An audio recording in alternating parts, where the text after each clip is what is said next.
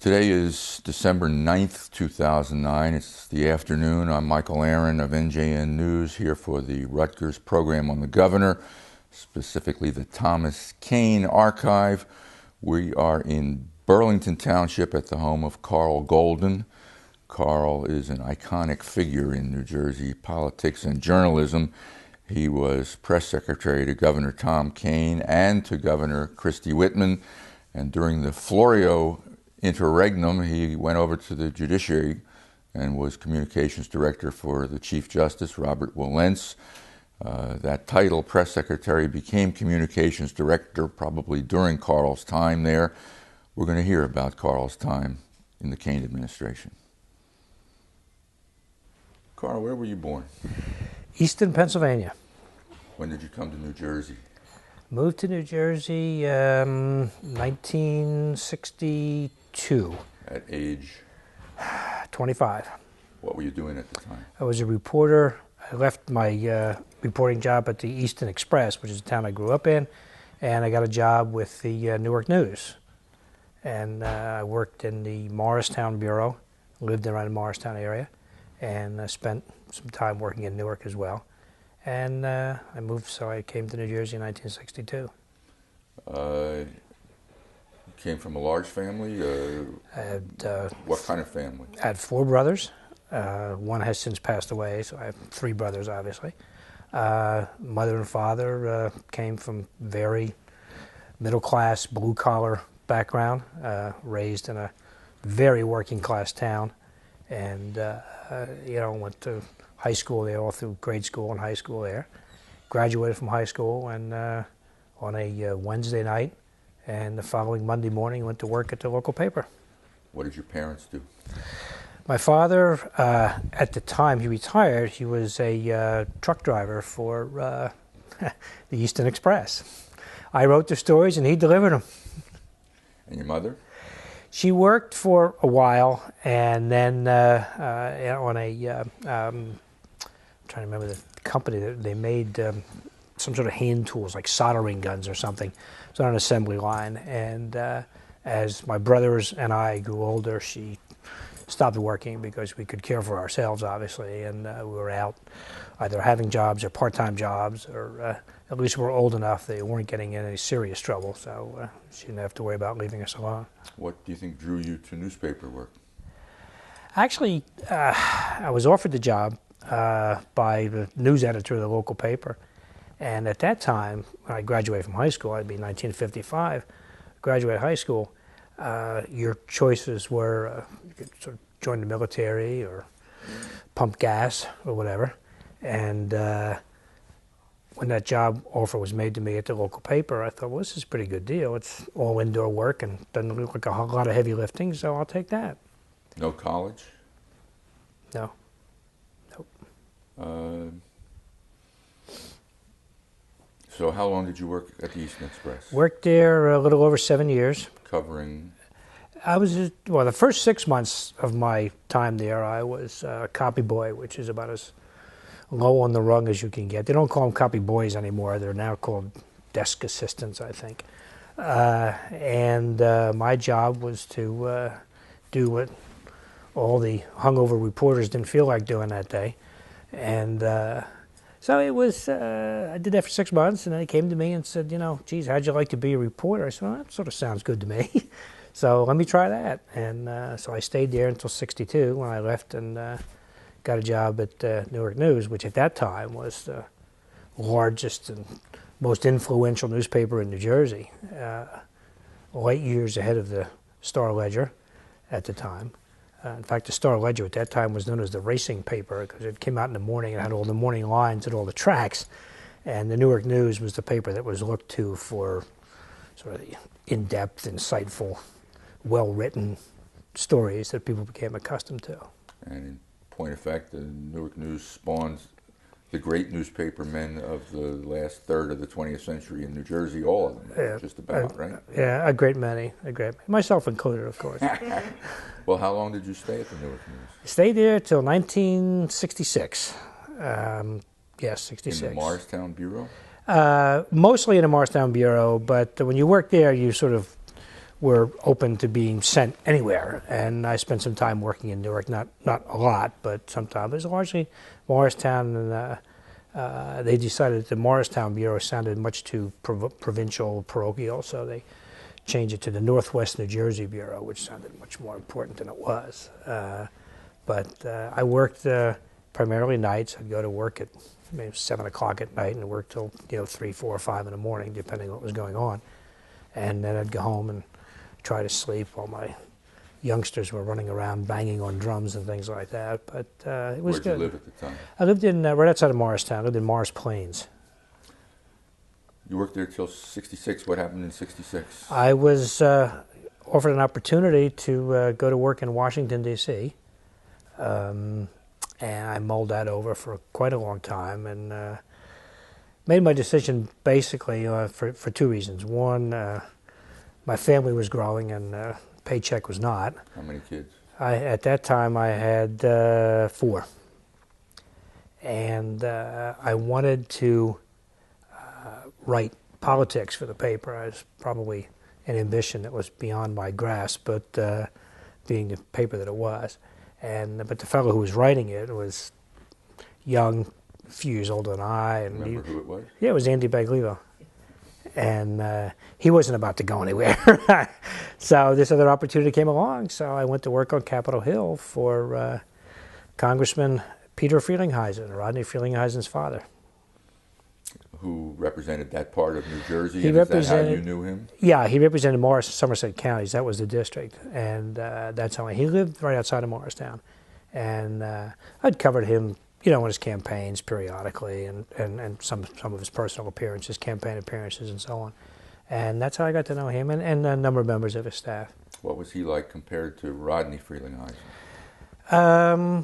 The apple doesn't fall far from the tree. They're very much alike. Peter was probably a little bit more conservative than Rodney is, but I attribute that more to the changing the times than anything, a change in philosophy. But they're very, very much alike. Rodney was always sort of, you can almost see he was sort of destined to follow his dad into Congress. He had an older brother and whatever, but there wasn't much political interest, I think, on the older brother's part. So you took your family down to Washington, and how long did you spend there?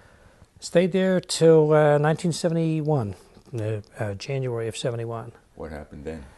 I got a call from a reporter I'd worked with at the Newark News. He was still there. The paper was still in business then.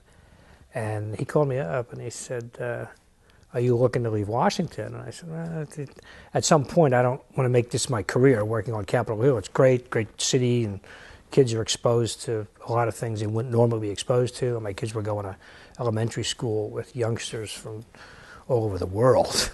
And but I said, yeah, eventually I want to leave. And he said, well, this young member of the state legislature called me and offered me a job. And he said, I don't want to leave the news business, but he said, I told him I knew a guy who might be interested in the political side of things, if you go talk to him. So I said, yeah, okay, fine. Well, it turned out to be Tom Kane, and I came up to New Jersey, interviewed with him, and he hired me to work in the legislature. That was, January of 71. January of 71. How long had he been in the legislature? He was elected, I believe, in 67, so he'd been there 4 years, and at that time he was the Assembly Republican leader, majority leader, and the Speaker was Barry Parker from Burlington County, and Kane was the majority leader. So Kane was the number 2 Republican in the chamber. All right. What did he hire you to do? At that time, it was the very beginnings of what later came to be known as the legislature's partisan staff. There really wasn't any up to that point. I think both the Republicans and Democrats had like maybe 1 or 2 people, and that was it. And Kane saw a need to establish a communication side of things, as well as the management, administrative, legislative side of things, policy and whatever. So he hired me to work with the State House media and see to it that the Republican outlook, Republican insights on pending legislation was got into the mix. There was a Republican governor at the time, was Bill Cahill, and who was a delight to be around. Yes. Yeah, he was. Are you being sarcastic, or are you? No. Obviously, you don't know Bill Cahill. No. But, I don't know if I have time to tell you a story about Go New ahead. Jersey. You have plenty of time. Well, Tom Kane introduced legislation to create New Jersey Network, and he and a guy named Dick Zimmer, and Cahill was very much against it. And Kane had done this big research thing showing that, people knew the mayor of New York and didn't know who the governor was, and the amount of time devoted to New Jersey news, both in New York and Philadelphia, from a television perspective, was minuscule as to be invisible, and this was the way to go, and whatever. And I recall going to a meeting in Cahill's office and about this, and Cahill looked at Kane and he said, "Why do you want to do this? Why do you want to do this?" So Kane went into his rap about coverage and all of this kind of stuff. And he looked at Cahill and he said, "Why are you against it?" And Cahill said, "First off, it'll become a bottomless pit. And secondly, they'll stick it to you." He was right on both counts. Yes, indeed he was. History proved him to be very prescient in that regard. Although Tom Kane would not too much longer afterwards use NJN to get himself well known as a commentator. I should say, by the way, that I cleaned up Cahill's remarks some. And,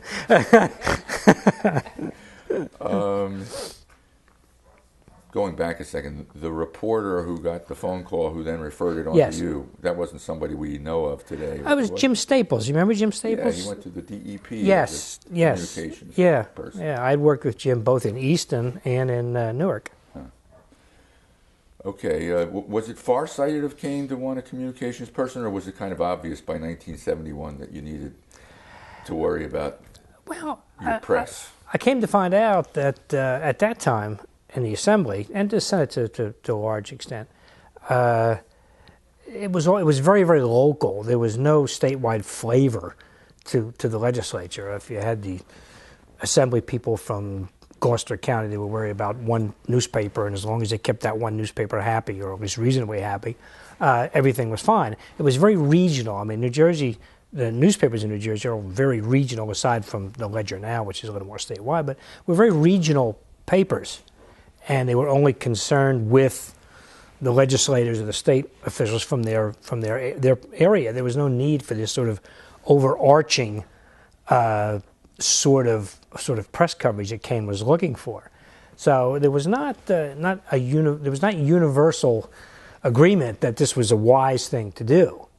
There were a lot of you have to remember this is 38, almost 40 years ago. That the media, in the minds of many in the legislature at that point, were not really friends, that they were always looking for something that was either going to be embarrassing or something of that sort. Not a great deal has changed, but so there was some question about whether it was a wise move to try to sort of promote a Republican statewide agenda. And Kane was of a mind that this was what had to be done.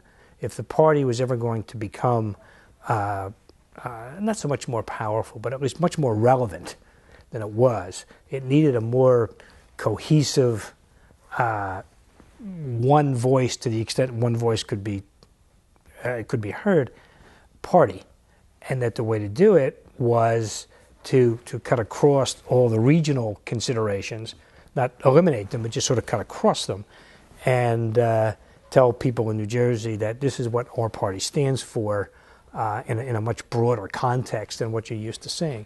That sort of foreshadows what would happen in the 80s, when part of Kane's legacy was to create this statewide identity for the state. Yes. And see its image ramped up, correct? Yeah, much of that was in that direction, but he was.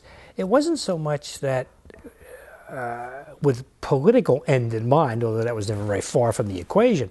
It was much more of a policy-oriented thing. His idea was that, policy could translate into political advantage, and in order to gain the political advantage, you had to convince people of the validity of the policy, that one inevitably would follow the other. Good government is good politics. That's, yeah, I don't know if he ever said that, but I think you were the first one who coined that. But basically that was it. I mean, again, it was not, I think a lot of people saw it then as overshadowing their local identity. And there were some things in a statewide agenda that didn't play well in some areas of the state. You know, and they didn't want to get it, some of these folks didn't want to get into a discussion or a debate about things that they either didn't agree with or whatever. And there were some very outspoken people back then who were not at all reluctant to talk about how this was a lousy program, even though the Republicans might have been for it. Thus and such wasn't a good idea, thus and such wasn't a good idea, because again, they were playing to a very local audience. And the first thing that struck me about it, or at least one of the first things that struck me about it, was the enormous difference in philosophy and politics and approach to government between North and South Jersey. You know, South Jersey was this kind of backwater, almost, it was sort of like New Jersey's West Virginia, you know, and the folks in the North were obviously much more cosmopolitan, and you know, the folks in the North went to the opera, you know, the folks in the South went to Cowtown Rodeo, you know, and you could see that in the legislature? Yeah, you really could. I mean, I remember when Bill Cahill decided that he was going to turn the Meadowlands into this, you know, sports complex with the stadium and the racetrack and whatever. And we were talking about that one day, and somebody from, I don't remember whether from Salem County or, you know, somewhere in the southern part of the state, said, you know, what's he want to put all that money into New York for? I was like, no, you see the turnpike, you know, whatever. What were your first impressions of Kane, if you can separate them from your many years of growing with Kane? It's funny, when I came up in January to start the job in January '71, I had interviewed with him in like October or something. I said, I can't leave till January 1st or whatever. And I kept on, I walked into the legislative chamber, and there he was with his leg in a cast. He had fallen and broken his leg like 2 weeks before that or something. And that's, you know, it's a little trivia for you. That was when they first installed telephones from the speaker's podium to the leader's desks, because he couldn't get up and walk back and forth to the speaker's podium. So they installed a closed circuit, or not closed circuit, but a closed line telephone system. Struck me that, obviously, very bright guy, very genuine, no phoniness about him at all. He, at that time, was very, very much immersed in environmental issues. That was his major area of concern. And very, very easy guy to work with. He wasn't someone, if he asked for my opinion, my advice, or whatever, and I gave it to him, he would nod and he would say, okay. He would never say, no, we're not going to do that, or we're going to do that, whatever. And he would mull it over and he would let you know. And even when he wasn't going to agree with you or suggest a different direction, you never got the feeling that, you never got that sort of rejected feeling that he always made you feel as if you were also part of the solution that he devised. Uh-huh. And that, I think, it was an enormous, enormous benefit to him when he became governor. It helped him create a sense of team morale? Yeah, team morale was one thing. Morale was always very good because, you know, he had a tremendous knack of slotting people in the governor's office right where they belonged. I mean, it was just amazing. He wrestled with who should be chief counsel, Kerry Edwards or Gary Stein. Both were longtime friends. He had a great deal of confidence in both of them. And it was a real tough decision for him. But he slotted Edwards in as chief counsel and Stein as policy and planning. And it worked out great because Kerry was the guy who he had come out of the legislature. He had all his relationships were in the legislature. he spoke their language, so to speak. He could go there and deal with these guys. Stein was of a much more analytical mind, and he became policy and planning director, and which is exactly where he belonged.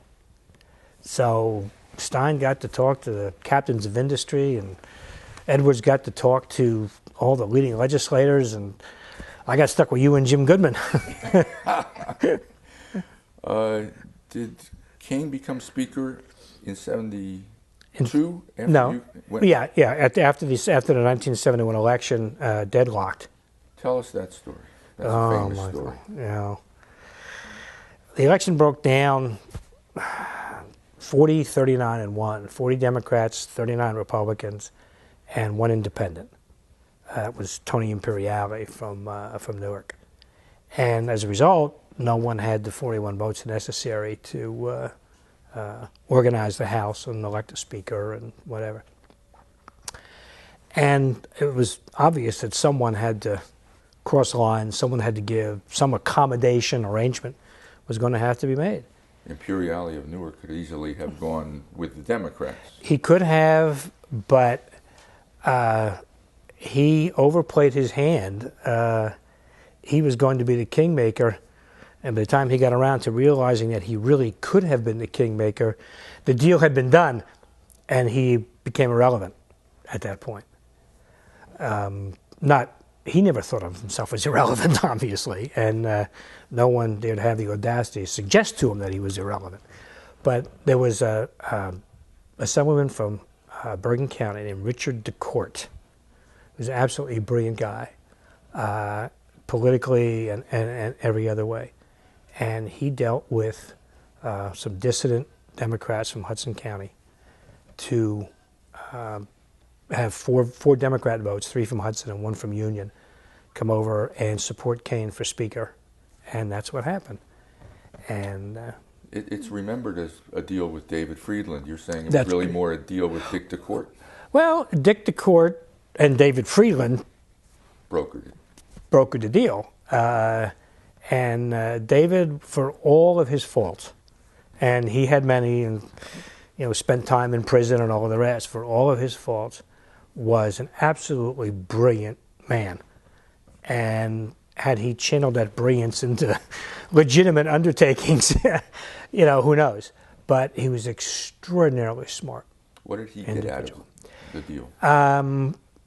He got the ability to appoint several committee chairmen. I don't remember how many at the time, but he got the ability to appoint several committee chairmen, and he got the authority, the ability, and the money to have 2 or 3, I believe it was, staff people assigned to him and his office.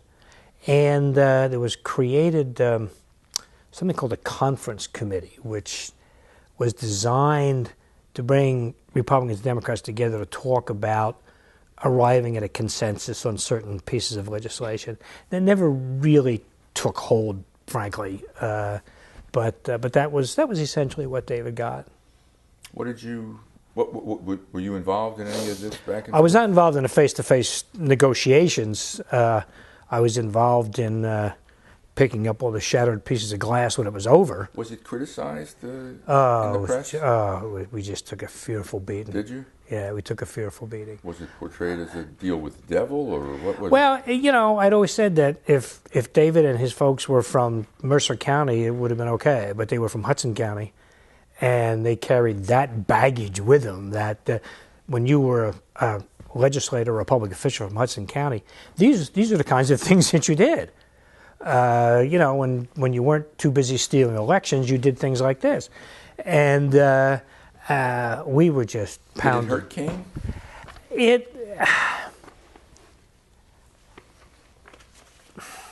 Briefly and in the short term, yeah. But over the long term, the way he conducted himself as Speaker, I think overcame a lot of that.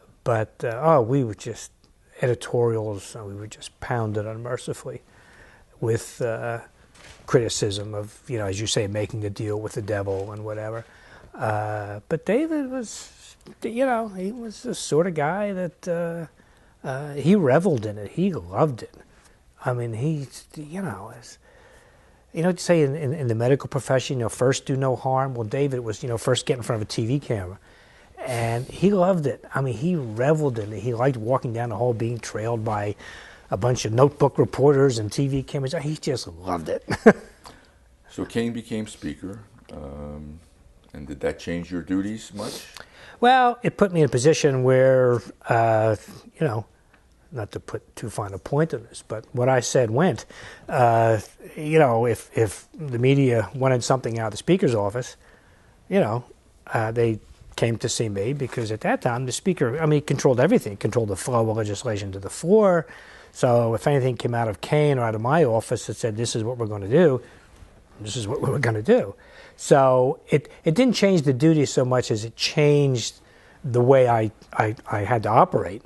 It was one thing, when you're working on behalf of 40 Republicans or 43 Republicans, whatever it was. It was another when you worked at the epicenter of what made the assembly operate and what made the assembly run. So it made life a little busier. Suddenly I was getting 150 Christmas cards instead of 20, but that's, Where were you living at the time?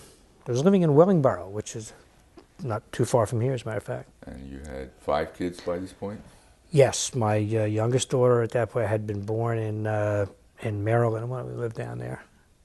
And family was growing. Did Kane carry his environmental interest into the speakership? Very much so. In fact, Kane was the author of what today is either praised or reviled, depending where you are, the CAFRA, the Coastal Area Facilities Review Agency, or whatever it's called, was one of his major accomplishments. He was also one of the people who foresaw that continually opening up and filling up landfills was a disaster waiting to happen.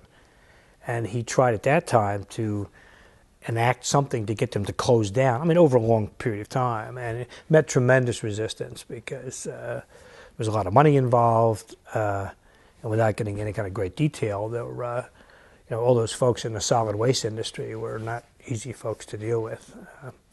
And there was, huge sums of money involved in all of this. And he never really succeeded in getting that done. It began when he became governor. He got some of it done, but he was still very much the environmentalist. But there were other things that crowded in. There were, budget matters and school funding matters, and Cahill's efforts to get an income tax through back in '72, I guess that was. Did Kane support that? Yes, he did. Yes, he did. He was one of only a handful of Republicans who voted for that. Did that effort hurt Cahill? Cahill was a one-term governor. Yes, he was. He was defeated in a primary in '73. Yep. Was the income tax a large part of that? Not really. That there were some scandals. Remember, that was the height of Watergate. There was a scandal in Cahill's administration involving his Secretary of State and the awarding of a road construction contract, I think it was at the time. And there was great restiveness in the party with Cahill, great unhappiness with him. The rap on Bill was that he never paid attention to the party. He was always, he wouldn't do the kinds of things that, as distasteful as he may have found it to be, had to be done to keep party folks happy, whether they were county leaders or local officials or just what we now have. Did Kane do those things? Kane did a lot of those things. He was very accessible. Cahill was not the most accessible of men. He was a pretty irascible guy. I liked him because he had the kind of personality that I liked. But but he was a very, very tough Irish Paul, and if he would never sugarcoat his opinions or his answers. When you asked him something, you had better be prepared to get an answer you weren't going to like, and it may be delivered in a way you weren't going to like either. But very honest. He was not, when he was trying to get the sports complex done in the Meadowlands. He ran afoul of Nelson Rockefeller because they obviously want the Giants to move to New Jersey. And Nelson Rockefeller got a hold of his brother, David Rockefeller, who was Chase Manhattan Bank, I guess, and told him to shut down every financing house in New York when they were approached by New Jersey to sell bonds for the stadium. And he did. And I remember Cahill holding forth in a very high volume and monumentally profane tirade about Nelson Rockefeller. Mm. But he was that kind of guy. I mean, he was, somebody once said, never pick a fight with someone who likes to fight. And Bill fit that description. He relished it. He loved it. What did Watergate mean for Tom Kane and the Republicans in the Assembly? It didn't touch us so much, obviously, in the Assembly. I mean, as a party, it was just a horrible, horrible time. I mean, each day with new and more serious and worse revelations. I mean, back then, no one had yet come up with the phrase, what were they thinking? But that was going through everybody's minds. What the hell were these people thinking when they did this? And it was all so unnecessary. Nixon was going to win the 72 election by some phenomenal number of votes anyway. And there were people very, very unhappy about it. And there were some who were saying, politics rolls off his back. This is what happened. It's not going to hurt him. People, you'd be amazed at the number of people who really sort of misread that impact at the time. Now, later on, obviously, when the tapes came out and it showed him having discussions about shutting down investigations, and I think it became a little different. But initially, it was this is no different than voting dead people in Hudson County. Is sort of about the same level of concern. Kane, for most of his career, was a reformer and big on ethics. Did this cause any consternation for him that the titular head of the Republican Party was unethical? He was, I don't know if he told you this or not, but he was never a big fan of Richard Nixon. And I think he was very, very disturbed about the long-term impact of what he saw and what obviously later came to be true as this just outrageous criminal behavior at the highest levels of government. And I remember him saying to me one time that this will have very, very far-reaching implications. I think he was convinced at one time that Nixon would wind up in a jail cell. He sort of looked down the road and thought that this is going to take years to recover from this, that we will forever be known as the party of Watergate. And to some extent, we still are. And so he was right about that, but it was also something that he felt obviously powerless to control. There was nothing he could do about it. As his revelations came out, there was nothing he could do about it, except express his disappointment and his chagrin that this had all happened. But it bothered him, because his father, as you know, was in Congress for many years. His father was sort of the model of rectitude, and I think it bothered him at that level too. That this is not how people are supposed to behave. In politics or not, you don't behave this way. You don't do things like this, and so he was very much bothered with that, both on a personal level and a political level. He was very much bothered by that. And then in 1973, did the Republicans lose badly in the Assembly? Oh, the great disaster of 1973, right. Yes. Well, we had nominated Charlie Sandman, who was another delightful guy. And I say that in all seriousness. I like Charlie. I knew him, and I got along with him. He was a very nice man. But much too conservative for the state, even back then. And lost by what at that time was a record of 720,000 vote plurality for Brendan Byrne. Byrne, who really no one had ever heard of.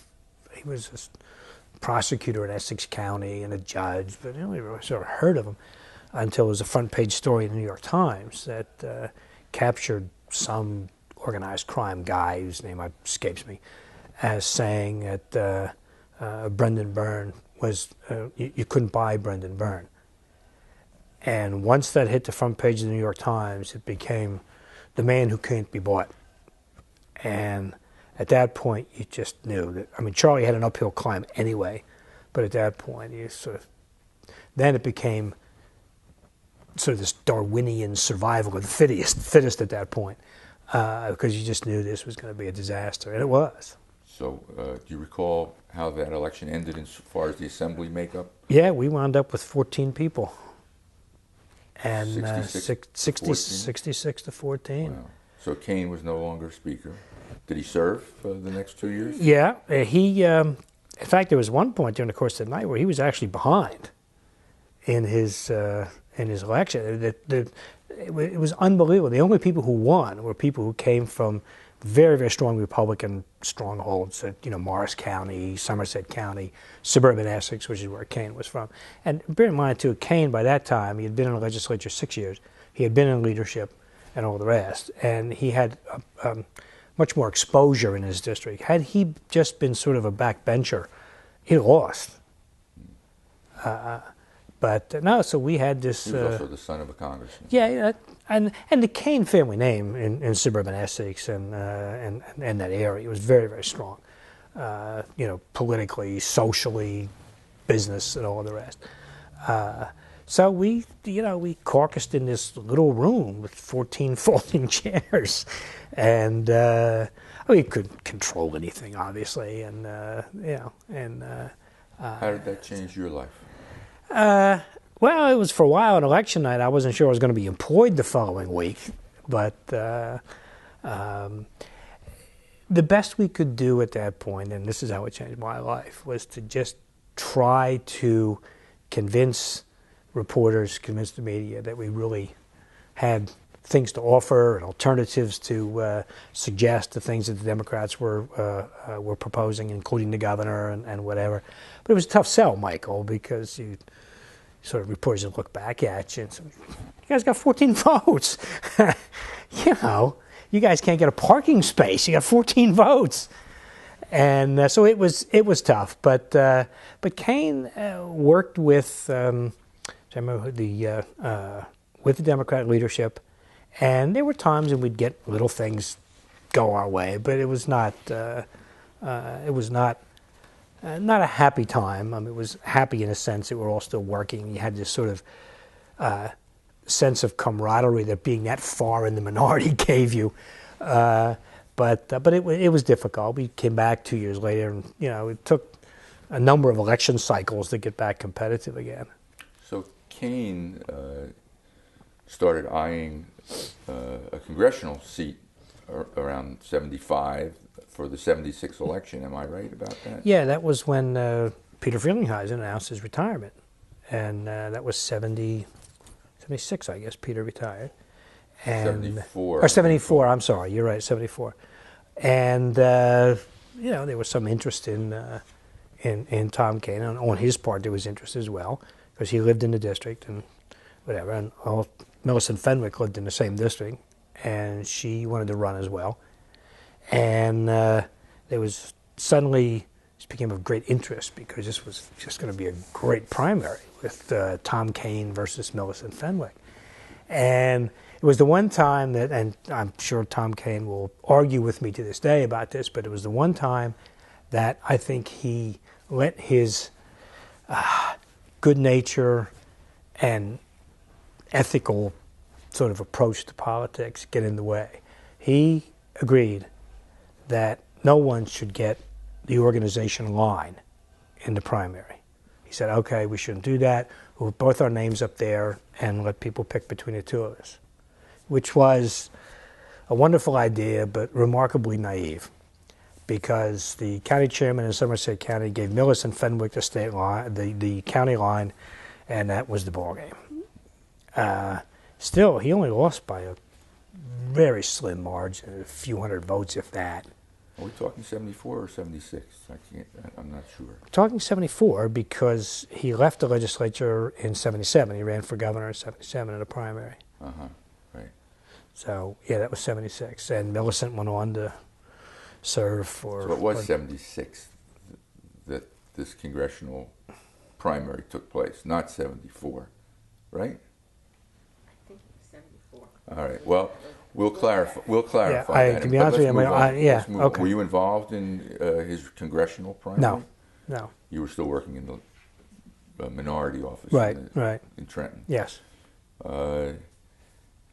Were you involved in his 77 run for the Republican gubernatorial nomination? Not greatly, a little bit. I was still working in the legislature for obviously different leadership now because he had stepped down to run in Who 77. was the leader? Jim Hurley from Cumberland County. And Kane decided that this was the time to do it. He had been in the legislature 10 years. And he knew going in that it was going to be extremely difficult. I mean, Ray Bateman, president of the Senate, and all the rest. And but he decided this was the time to do it, and obviously he lost, and Bateman went on to lose as well. But it was a very, by today's standards, very gentlemanly primary. I mean, these two did not have at each other like you see people do now. It was very, very gentlemanly. It was sort of like Mother Teresa running against Albert Schweitzer. There was no, you didn't see the bombast and the allegations and the accusations. They are considered two statesmen today. Very much so, very much so. Although, Michael, my definition of a statesman is someone who has the ability to inflict pain and the audacity to get away with it. So what did Kane do between 77 and 81, and what did you do? Kane just went back to his private business, was the family business, Elizabethtown Utility, water and gas, I believe it was. And he ran something called, had real estate, and it had a realty transfer or something of that sort, and which also allowed him to indulge his passion to promote the environment, because he'd have the company run around and buy up land so nobody else could. And I stayed in the legislature, working in the assembly office from 77 when he left. I stayed there till January of 1980, and I left in January of 1980 and went off, and I decided, foolishly, one might say, to see if I could do all this by myself, and so I did. Do what by yourself? Just be my own boss and work for who I wanted to work for. And as a public affairs consultant? Yeah, as a freelance. I soon found out that freelancing was, sort of welcome to the world of cash flow. You were going to be a media advisor? Yeah, and I did. I worked for about a half a dozen legislators, some senators, one or two senators, and a number of assembly people. And I wrote some op-eds and got a few bucks here and there for that, and kept things together through 1980, 1981. And in 81, I was approached by Barry Parker, who decided he wanted to run for governor and would like me to come to work for his campaign in the primary. Parker was from Burlington County? Yes, Burlington County. And you lived in Burlington Yes. County? And so I thought, well, this sounds kind of interesting. So I joined the Barry Parker for Governor campaign. And I think he finished 5th in a field of 10 or 11. So you I don't worked remember. against Tom Kane for a Yes, while? yes. What was that like? Well, I called him up, and after Parker offered me the job, I called Tom Kane, and I said, I know there's, because Tom Kane had not yet announced his intentions. And I called him up, and I said, Barry Parker's asked me to come to work for him. I know you haven't announced your intentions. I don't want you to tell me what you're going to do, but I want you to know that I am probably going to go do this unless you decide to get in it, then I'd like to come to work for you. And he said, I'm not ready to make that decision. I'm not ready to make that commitment yet. I said, I understand that.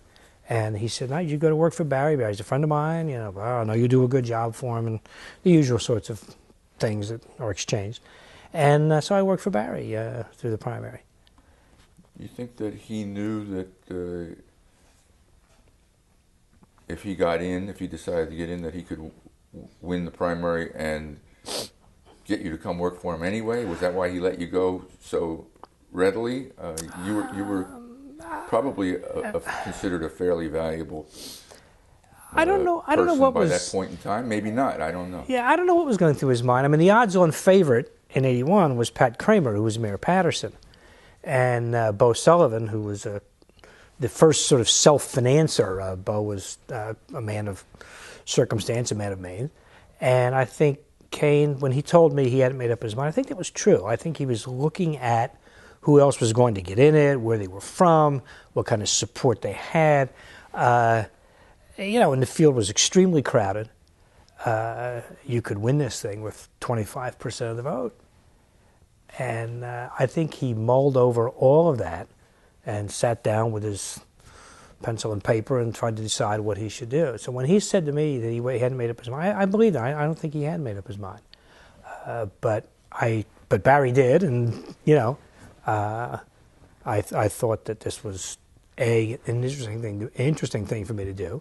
It obviously provided income, and so that's what I did. Was it interesting? Yeah, it really was. Barry was, I don't know if you know him or not, but he was a big teddy bear, big teddy bear of a man, and very friendly, very outgoing, really very, very nice guy, who simply wasn't going to win. He came from a part of this. He came from Burlington County, which, again, you looked at people from Bergen County, thought you were sort of like from Delaware, And although there was one emissary from Mr. Kramer who came to see Barry and I and wanted to know if Barry would get out of the race and throw his support to Kramer, because Kramer, too, had figured out that this was going to be very, very tight. And if Barry had 15,000, 20,000 votes, it could be very valuable if he had done that. And Barry didn't do it, but but it was interesting. I got to do a lot of traveling around and meet a lot of people, some of whom I liked, many of whom I did not. But Barry and I forged a pretty close relationship, as a result of that. It's very hard to work in someone's campaign for 4 or 5 months and not forge that kind of relationship. I mean, you're together 8, 9, 10, sometimes more than that hours a day. One assumes that when an emissary from one candidate goes to visit the other candidate with a request to get out of the race, that you're offered something. Is that a fair assumption? And if you get out, we will consider you for such and such. Oh, it wasn't quite that crass, Michael. No, it's more subtle than that? Yeah, I mean, there's no, contrary to sort of popular belief or Hollywood or whatever, no one says, if you get out of the race, you're our next attorney general. Nobody says that. But there's always this understanding that if you support me and I win... I owe you one. Yeah. I mean, the world revolves on chits. Right. And that could have been a substantial one. So Tom Kane won the primary. Why did Tom Kane win the primary? A, the field was very crowded. B, he came from an area of the state that was more Republican voter rich than many of the others. He had much more name recognition than virtually everybody else. He had some folks working for him who understood very, very well how you win Republican primaries. Folks like who? Well, one who I don't particularly care for, but as you know there, was Roger Stone, Roger Stone can be very valuable in a primary. But as soon as you win the primary, your first act is declare victory and fire Roger Stone. Explain that statement. Because Roger, at least in New Jersey, couldn't appeal across the wide spectrum of belief and philosophy and ideology that was necessary to win statewide. He's such a rabid Republican? Well, he had some baggage. I mean, he hung around with people during Watergate, and he was involved in some of the so-called dirty tricks. Whether he actually did it or not, I don't know. Roger used to brag that he did, but with Roger, you never really knew. But he understood how you appealed to primary voters in a Republican primary. He really understood that very well, that the Republican primary voter is more conservative than Tom Kane, which is true. The Republican primary voter was interested in certain social issues. Again, remember we're talking here about the early 80s, and the interest was in things like being anti-abortion, anti-school busing to achieve integration. It was still very much on the minds of people. Pro-death penalty, things of that sort. And Roger understood that, and he understood that this was how you won, that you appealed to those folks, that your candidacy had to address what they felt was the important issues. Do you recall if Tom Kane was an anti-abortion Republican at that time? His view at that time was, I'm against it, but I understand the need for, or I understand the necessity of having that available, but I personally am opposed to it. Which Did that was change much? It never really was much of an issue during his tenure as governor. There were no efforts made in the legislature, at least not that I can recall, to either restrict or liberalize the rules governing the procedure. So it just never really became an issue. There were other things that were much more pressing. At what point did you join the campaign, the general election campaign? In 1980, right after the primary, about a week after the primary, Tony Ciccatello called me and said, "Would you consider coming to work for Tom Kane in the primary, or in the general election, to run the press operation?" Yeah, and I said, "No, Tony, I just don't know. I don't know. I'm not sure that I want to go and do a general election campaign. I've never done one before. I've done legislative campaigns, but never a statewide campaign. I'm not sure that I'm really the guy that you want, and maybe somebody else might have more experience." All of which was my way of saying that I just don't really think I want to go do this. I want to go back and start doing I really sort of got to like being my own boss. If you didn't feel like going to work on Tuesday, you didn't go to work on Tuesday. Of course, you didn't get paid for Tuesday either, but, and I sort of wanted to go back to that. And my family at that time, older children were, two were in junior high school, and the others were sort of in the later stages of elementary school, the beginning of elementary school, and I wanted to spend a little more time there with them. And so he said, well, can you just come up and talk to me? So I said, okay, fine. So I went to, it was a hotel right off exit 9 at the Turnpike, or wherever it was, a Sheraton or one of them. And up there and had lunch with him. And he said, well, what would it take to get you to come to work for us, to work for Tom Kane? What would it take to get you to do that? And I hadn't even thought in terms of dollars or whatever, so I just named some outrageous figure. And he said, okay. That's a good day. That's a good And then lunch. I thought, well, all right, get yourself out of this one, And it really happened just like that. And next thing I knew, I wound up It was in... Tony who made the Yeah, offer? yeah. And next thing I wound up in Union, New Jersey. At The campaign headquarters, yeah. And it was a great experience. Was it? Yeah. How so? Unless you're exposed, it's sort of like being in the center ring at Ringling Brothers, Barnum and Bailey. It's just, the days never end, but you never get tired. And met people who, you're exposed to people and ideas and things that just incredible. And all of a sudden you become this sort of center of media attention. And contrary to what you may think or what you may have been told or what may even be the prevailing view, I love being around reporters. And they were in and out of the headquarters, but dozens, and I loved it. I just loved every minute of it. And there were little things that, and looking back now, you know, some very funny times, some very tense times. But Give us an example of one of each.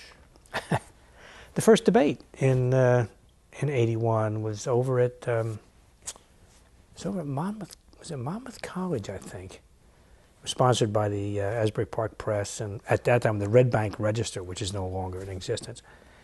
And Chickatello was. Tony was sort of like the first body man. Nobody called him that then, but that was, and he was in charge of sort of debate prep and things like that.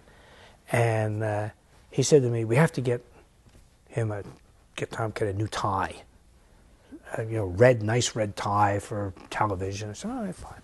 So he goes somewhere, I don't know where it was. He comes back with this beautiful red silk tie, and Kane's looking at it. He said, "How much did that cost?" And Chickatello said, $40. And Kane was dumbstruck. It's like, $40 for a necktie? And it's Kane, who came from a millionaire background. Yeah, but he was also the first Nobel Prize winner for thrift. I mean, he was not, and to him, $40 for a necktie. I mean, for Tom Kane, that was like 8 haircuts, So it was just, I'm just, so it's campaign money. It was $40 for a tie. You can wear it for the next 10 years. It only comes out to $4 a year, And, but he just couldn't get over the fact that someone would pay $40 for a necktie. It was just, And, and there were other things like that. I mean, we'd be out, running around during the day. And, the campaigns are not conducive to good nutrition. And, you probably know this from running around in your business, but there was one of the first drive-through fast food places, I can't remember which one it was, so I won't mention it, but in Elizabeth, right, about 3 or 4 blocks down the street from the campaign headquarters.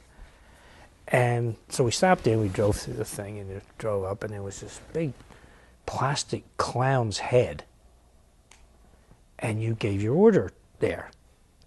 And Tom Kane could not get over that you could talk to this clown head and tell him what you wanted to eat. And he thought that. And I said, "Tom, you got to get out more. I mean, you really got to get out more, And there were just little things like that, And but and I say there were some tense times. I mean, the campaigns are not all the well planned, well thought out experiences that a lot of people like to think they are. Yeah, there really is, and when you're doing that flying, there's some collisions sometimes, and there were indeed a few, and but when you take a group of strong personalities, strong-minded individuals, people willing to get involved in campaigns, you have to be strong-minded, you have to be strong-willed. When you take them and you put them in a situation where they've been working 14 or 15 hours a day, you're going to have some sparks fly. And, We've heard an anecdote about Kane's wallet. Is there... Kane's wallet. Yes. You don't know it. All right. During a campaign, you mean? Because I don't recall. Okay. We'll pass on. Okay. 25 minutes left. 25 minutes. Okay. This was not over on election night. No, it was not. Going into election day, did you think you were with the winner, the loser? Did you think it was close? What did you think going into it? We knew it was going to be close, obviously. The polling, while it wasn't as widespread as it is today, I mean, everything indicated that this was going to be very, very close. Didn't one of the major polls call it for Florio like that weekend or something? Yeah, like that? but even with that, it was obvious that it was not going to be. We weren't going to be going home at 9:30 on election night. That just wasn't going to happen. So we all went out to Holiday Inn in Livingston, which was where Kane always had his campaign headquarters. It was sort of his lucky place. And so we all went out there, and the night just went on and on and on. And New York TV called it for Florio, and like 2 hours later retracted it. And it got to be 3 or 4 o'clock in the morning, and it was clear that we weren't going to get a decision that night. So we'd all had rooms there, thank God. And I went to bed at like 4 o'clock in the morning, and there was a reporter who was there who had obviously counted on going home that night. And he said, I have no place to go. I don't want to drive home. It's 4 o'clock in the morning. And just, come on, go sleep in my room. So, he didn't get much sleep because the reporters found out where I was, and every 20 minutes the phone rang. So it was, and the next morning we all sort of met in a coffee shop, and we had like, an hour or 2 hours sleep. We were just totally exhausted, and decided that we're just going to have to let this play out, and counting absentees and all of this kind of stuff. And we had sent attorneys to a lot of the polling places where the counting was taking place, and just to sort of look at things and make sure no one was doing something they shouldn't have been doing. Who were the key players at this point in time?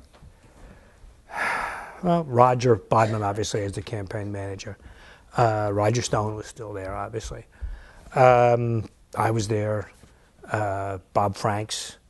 Chicatello, certainly. And we were, sitting around a coffee shop up there trying to figure out what to do. And till it reached a point where we were just so beat, it just was pointless to continue because you were sort of making no sense. At some point you cross over that threshold where you just don't make any sense in some of the things you're saying. And some people say I've made a career out of that. But so I went home. I was living in Burlington County. I drove back home. It just about made it. I think I'm going to, every time I passed a rest stop on a turnpike, the word rest got to me. I think I'll pull in here and fall asleep. And I think, well, this might not be a wise thing to do. You get rousted by some state trooper, and, after 1 hour's worth of sleep, no shave, no shower, and say, yeah, I work for the governor. Yeah, right. We believe that. So I went home and I went to bed Wednesday afternoon. I think I woke up on Friday. But and then it became clear that it was going to go to a recount. And that began about a month's worth of back and forth. It never wavered by much. It would go up 50 votes or down 20. And, the discrepancy never really amounted to much. It ended up being 1,797 votes. 1,797, yeah. And what happened was right after Thanksgiving, and we were all still at the headquarters in Union. In fact, both the Kane people and the FOIA people had transition offices funded by the state because no one knew who the governor was. So we both had transition offices. And anyway, we're sitting around the headquarters, and I think it was in Bodman's office up in Union. And I said, we just can't let this go on. I mean, there has to be an end to it. Everything has a beginning, a middle, and an end. We have to have an end to it. And I don't honestly remember who it was. I don't know whether I said it or somebody else said it. I just don't remember. I said, well, let's go to Trenton and say we won. And so on December 1st, we all piled in the cars, called the press conference, went to the State House, and Tom Kane got up and said, I've been elected. I won. And the next day, Jim Florio dropped the recount effort, and that was it. We just sort of declared our own victory. Then what'd you do? I went back to bed. I went to work. We went to work in the transition office. I mean, we were very far behind because for that month, we couldn't offer cabinet posts to people because we didn't know if we could deliver. And these were folks who already had positions, and they didn't sort of want to leave a position they had for this iffy thing. If Kane wins and if the recount doesn't change things, then I'll have a job in the cabinet. So we sort of got behind a little bit, but we caught up in a hurry, and we made the transition. I think we had the cabinet, full by Inauguration Day. I may be off by one or two people, but I think we pretty much had it full by Inauguration Day. And was it assumed that you would be press secretary, or did Kane make some kind of formal invitation to you? Nobody ever asks me formally to do anything. It's just he said, I'd like you to join the administration, and so I said fine, and that was kind of like the extent of the conversation. And on Inauguration Day, I mean, I probably shouldn't tell you this story, but since it's going to be archived, I'll tell you. Clinton Pagano, who's the superintendent of state police, came in and said, you know, we've received a death threat on the governor, and we don't want you to march in the parade down State Street, you know, the traditional inaugural day parade.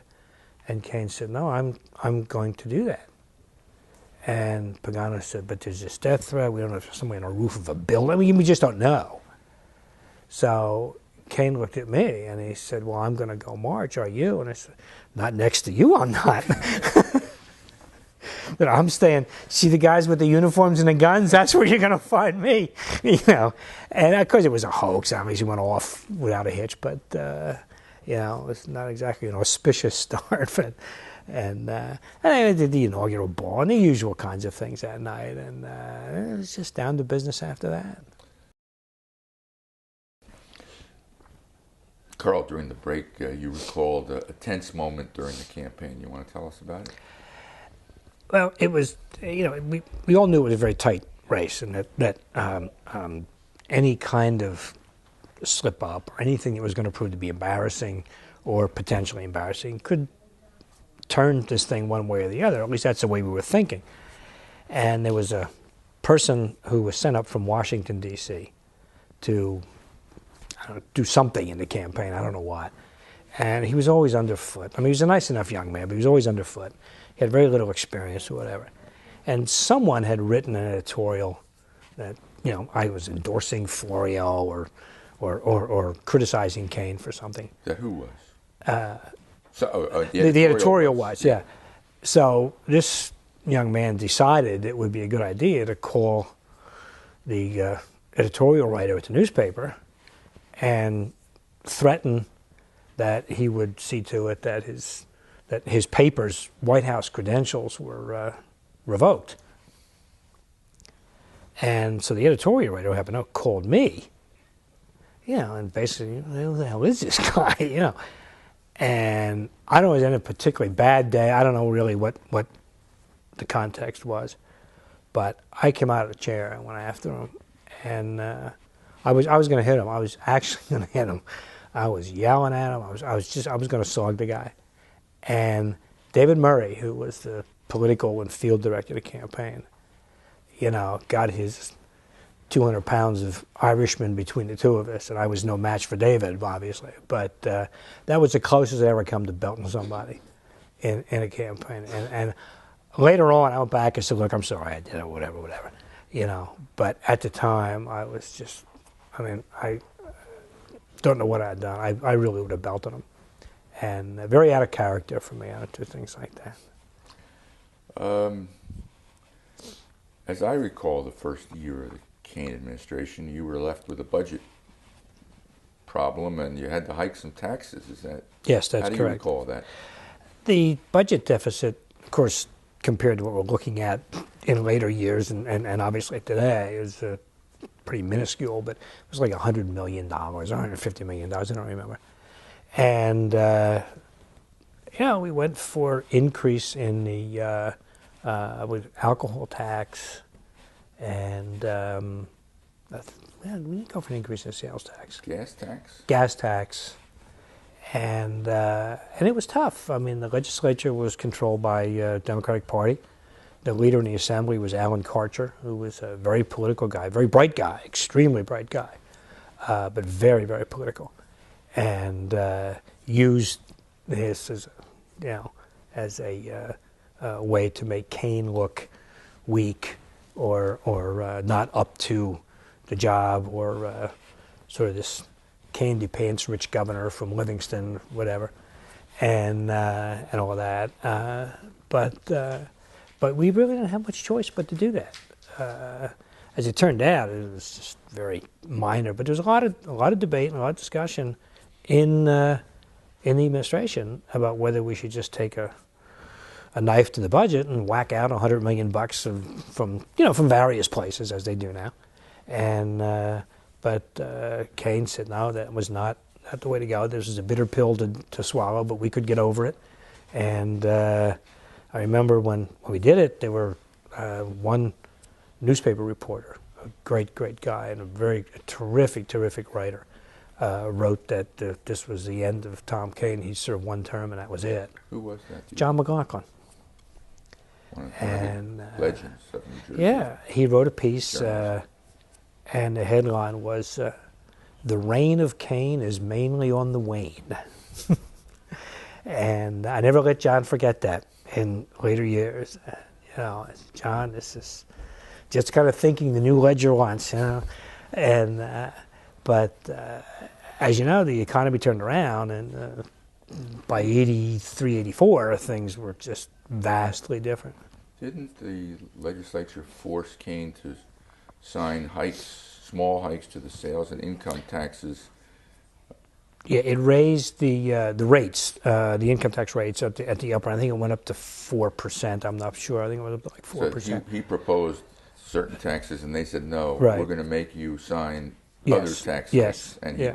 Was that when he held his nose, or well, that was he said he was holding his nose and signing it, but he also, it's all that I can get from the legislature. He sort of suggested that this wasn't his idea, not sort of suggest, he did suggest this wasn't his idea. This was the legislature's idea to raise these taxes, and he was in a position where he had no option. This was all the legislature would give him. This is all the legislature would approve, and so who was he as governor to stand in the way of the legislature?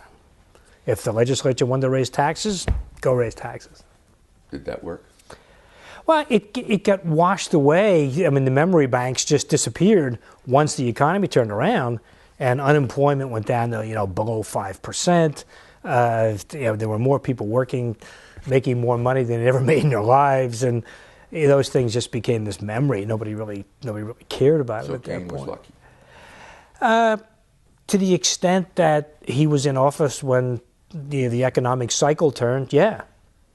I mean, he could take a little bit of credit for it, but when the economy goes bad, the president's to blame. When it gets better, the president gets the credit, and governors, I don't care what state you're from, governors benefit from that.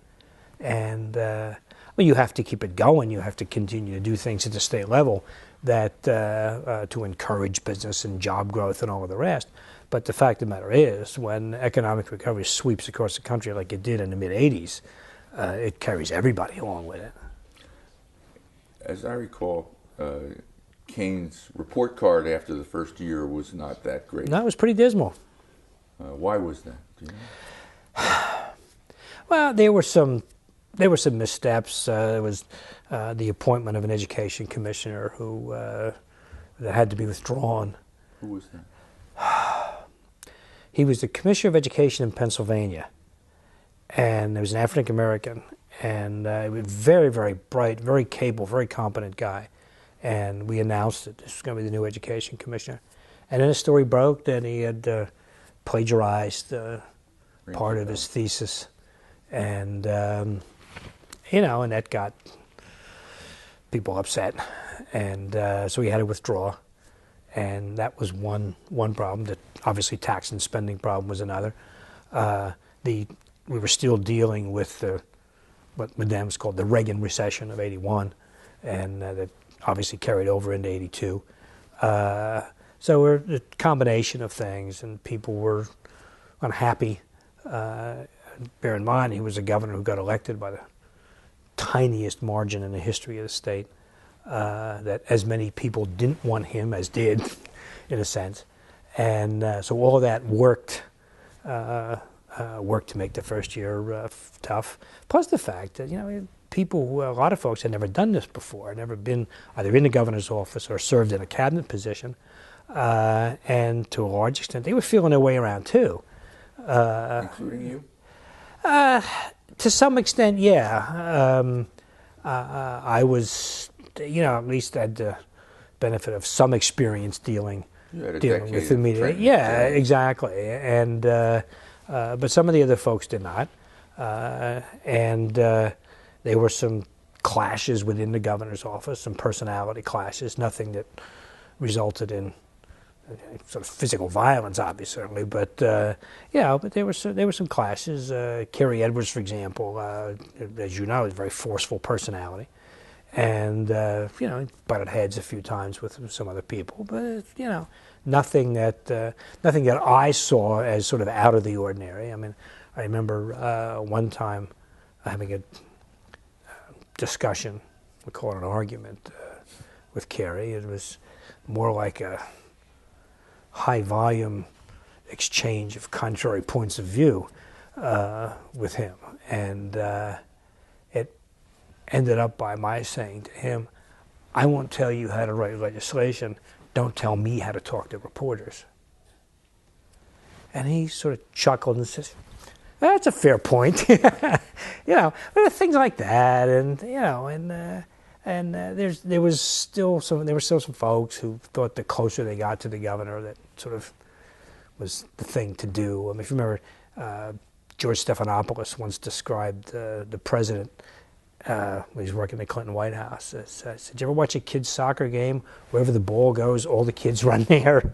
It's sort of, that's very true, and that never bothered me. I mean, if I was in the office with Tom Kane, that was fine. If I wasn't, I was somewhere else.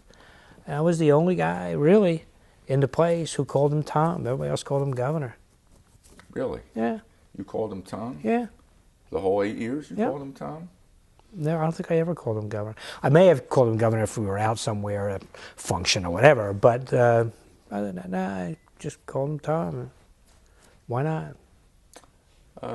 Lou Thurston was the first chief of staff, and after that first year, he was replaced. Yes.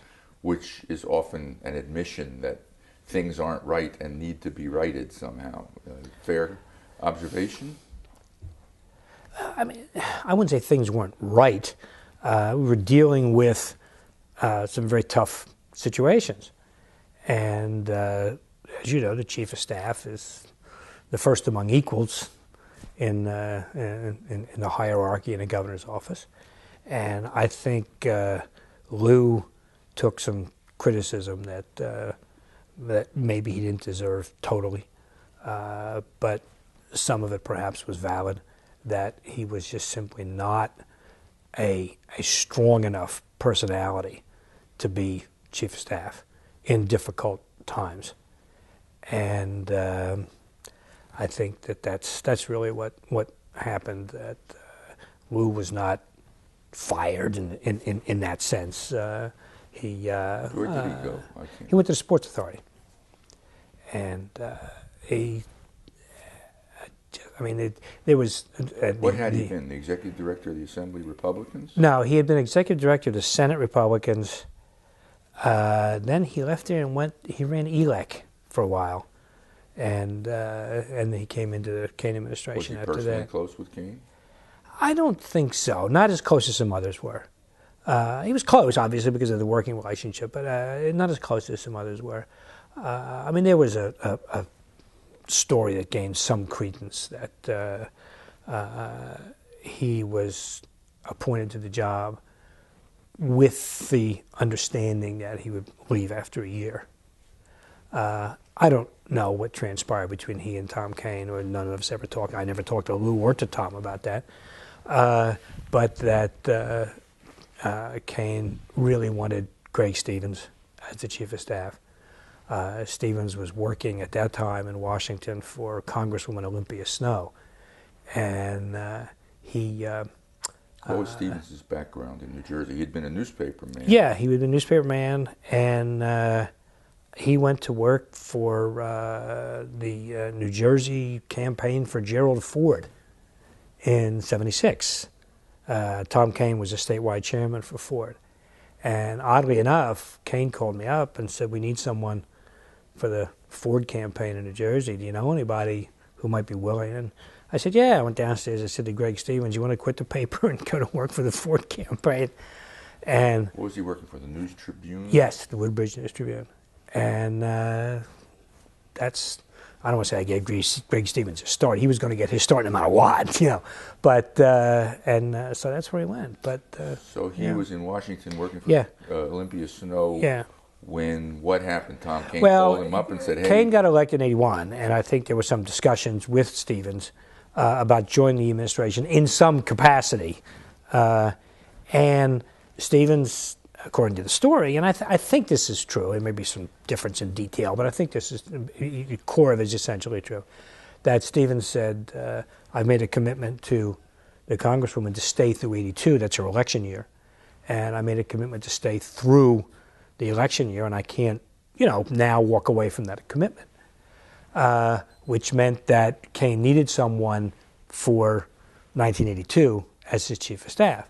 As a side issue to that, there were a lot of folks who thought that Roger Bodman would have been the chief of staff because he was a campaign manager, but Kane knew that Bodman wouldn't take this job for 1 year.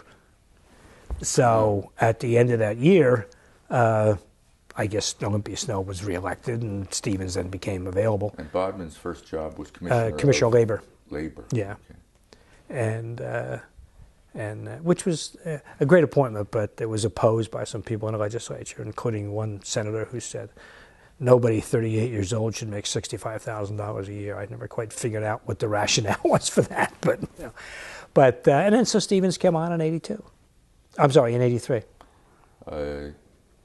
He's generally credited with helping, in some respect, advance the Kane cause. Yes.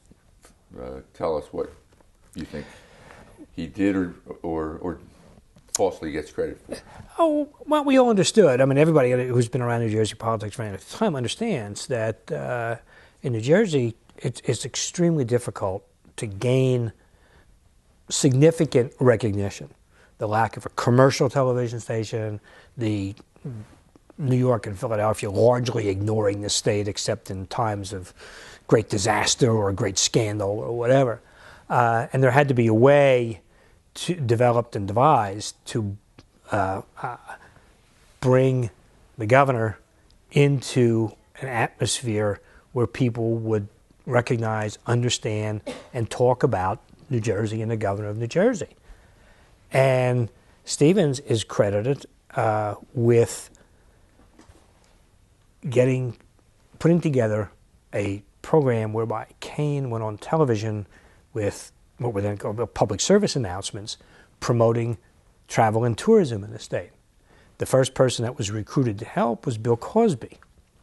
Bill Cosby did the voiceover for the very first travel and tourism commercials, the New Jersey and You Perfect Together commercials. Bill Cosby did the voiceover for that. And we had this PSA showed the shore and, all the usually the mountains and the lakes and whatever. And from that evolved others. We did one on where the lottery money goes, with Kane visiting colleges, the money goes there, and Kane visiting I believe a veterans hospital somewhere in South Jersey. We did a series of these public service announcements, and the New Jersey and You Perfect Together thing it really did catch on, almost like the Geico commercials, And so it had the effect of promoting Tom Kane as a cheerleader, in a sense, for New Jersey. It was, we've been the butt of these jokes for all these many years. Well, we're not going to do that anymore. We're not going to be the butt of these jokes anymore. We have all this stuff. We have this to offer for your vacation, and we do this and we do that. And we're very progressive. And, of course, the guy whose face was all of this was Tom Kane. And it even led to a cartoon in the New Yorker magazine. It showed a man and his wife sitting in their apartment in New York, and the wife is saying, we must pop over to New Jersey soon. This fellow Kane seems interesting. And so it reached that point, and it really, that's how Tom Kane became as widely known through the power of your medium. I mean, you could do, and I could do, as many editorial boards and interviews as we wanted, but nothing could compete with the screen. And it still can't, obviously, because it showed Kane in these great situations. So walking on the beach at Highland Beach State Park, in his short-sleeved T-shirt and his pants rolled up or whatever it was. Plus the accent on the New Jersey and You Perfect Together. Yes. It could have been a turnoff to a state of working-class people, and instead everybody loved it. It became sort of goofily attractive. And well, it did, and people to this day, here we are, what, almost 30 years later. Yeah, people still use and it. people still use it. And there has yet to be a new state slogan that has embedded itself in the psyche the way that one has.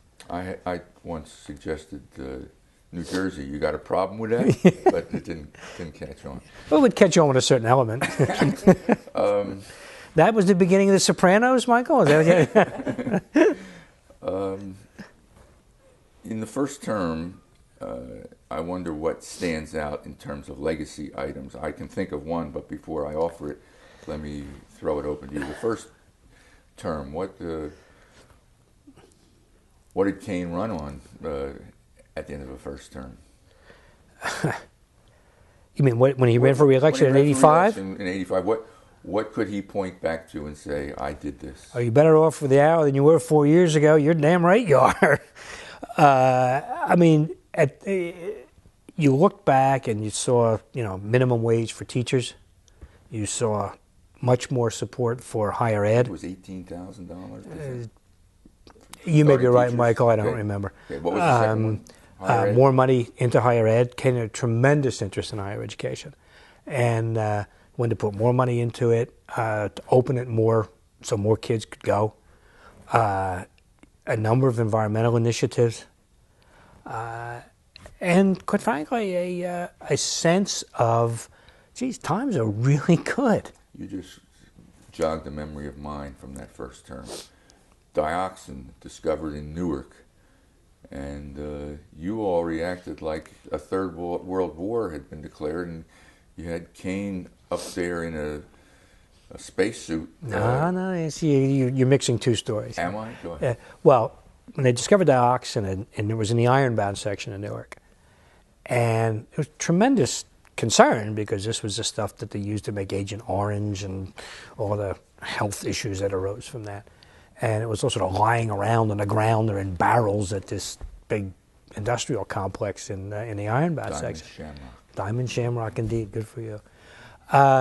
So we all went up there. It was in the evening. We went up there. We picked up Ken Gibson, who was then the mayor of Newark, who had like that much interest in this issue. And we went down to the ironbound, and it was Kane, a couple of troopers, me, and I don't remember who else was along. And we went into this bar called Lisbon by Night. I'm not sure I'd have gone into the bar alone, but we, with a couple of guys wearing guns, it's a little easier.